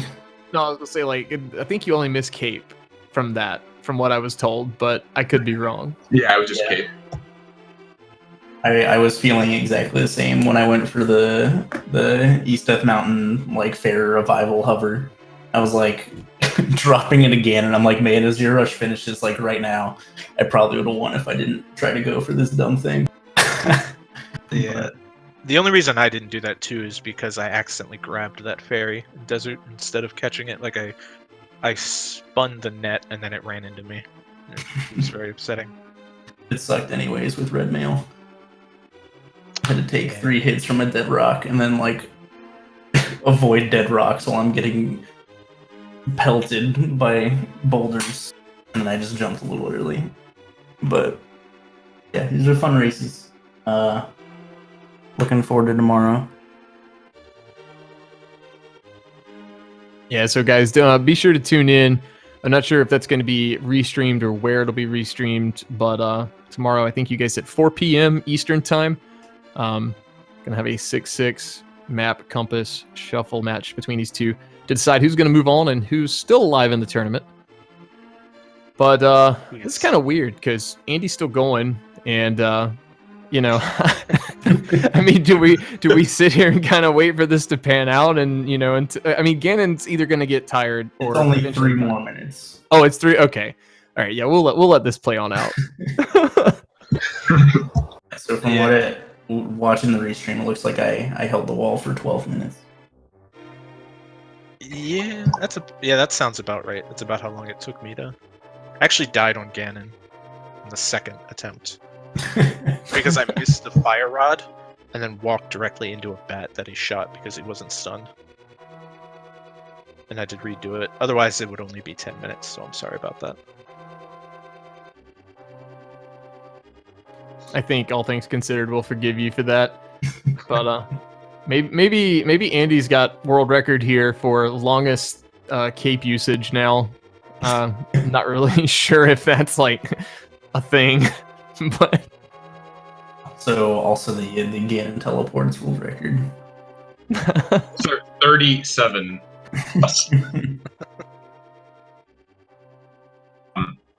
Yeah, we're getting close to the end of the wall holding here.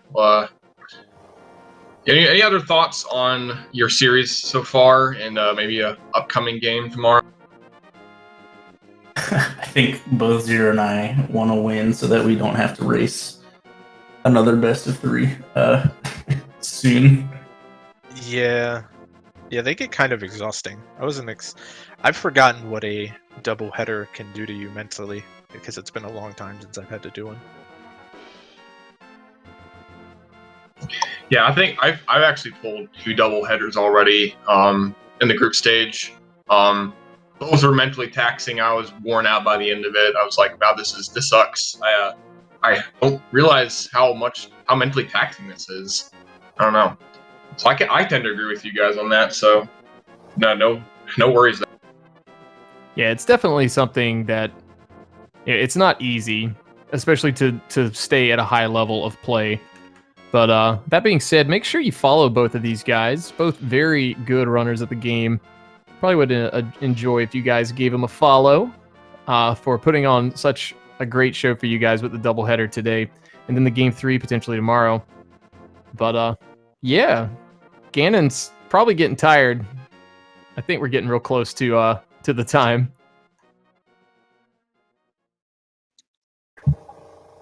Yeah, we just crossed the 20403. Yep, we got movement from the pug now. There we go. All right, so now we're finally into phase 4, and with silvers in hand, I think we're going to get a double here.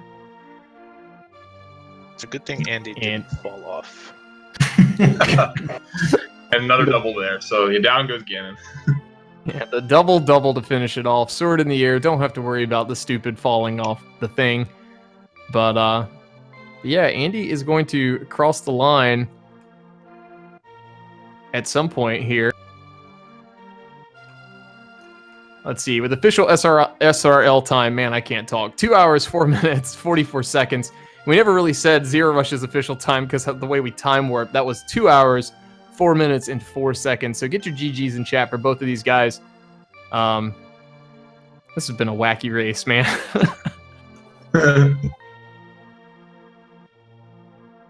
But now it's over. I did it. Finally eat dinner. Same. All right, so we don't want to hold you guys up anymore. Let you guys get to it. Thanks again for the interview. And I did just get a ping from one of the admins. There has been a review already Looks like they are. Let me double check this. Okay, they are officially accepting the result after a review, so that's good. Basically, everything we told you is not a lie. So, since we were already kind of banking on that. But yeah, anyway, thanks guys for watching. I'm gonna go ahead and wrap things up. Thank you, Andy and Zero Rush, for the extended interview after such a grueling doubleheader. And this has been fun. And hopefully we don't have anything happen like this again. But you never know. Rando does crazy things sometimes. But my name's been Dante, and I guess still is. But I'll throw it over to Relkin here for the last word. Yeah, my name has always been Relkin. It's never has ever been a question about that. Hopefully you can solve your identity crisis there, Dante. But yeah, we're gonna sign off here tonight. Thanks guys for watching. Hope to see you next race. Have a good night. Good night, everyone.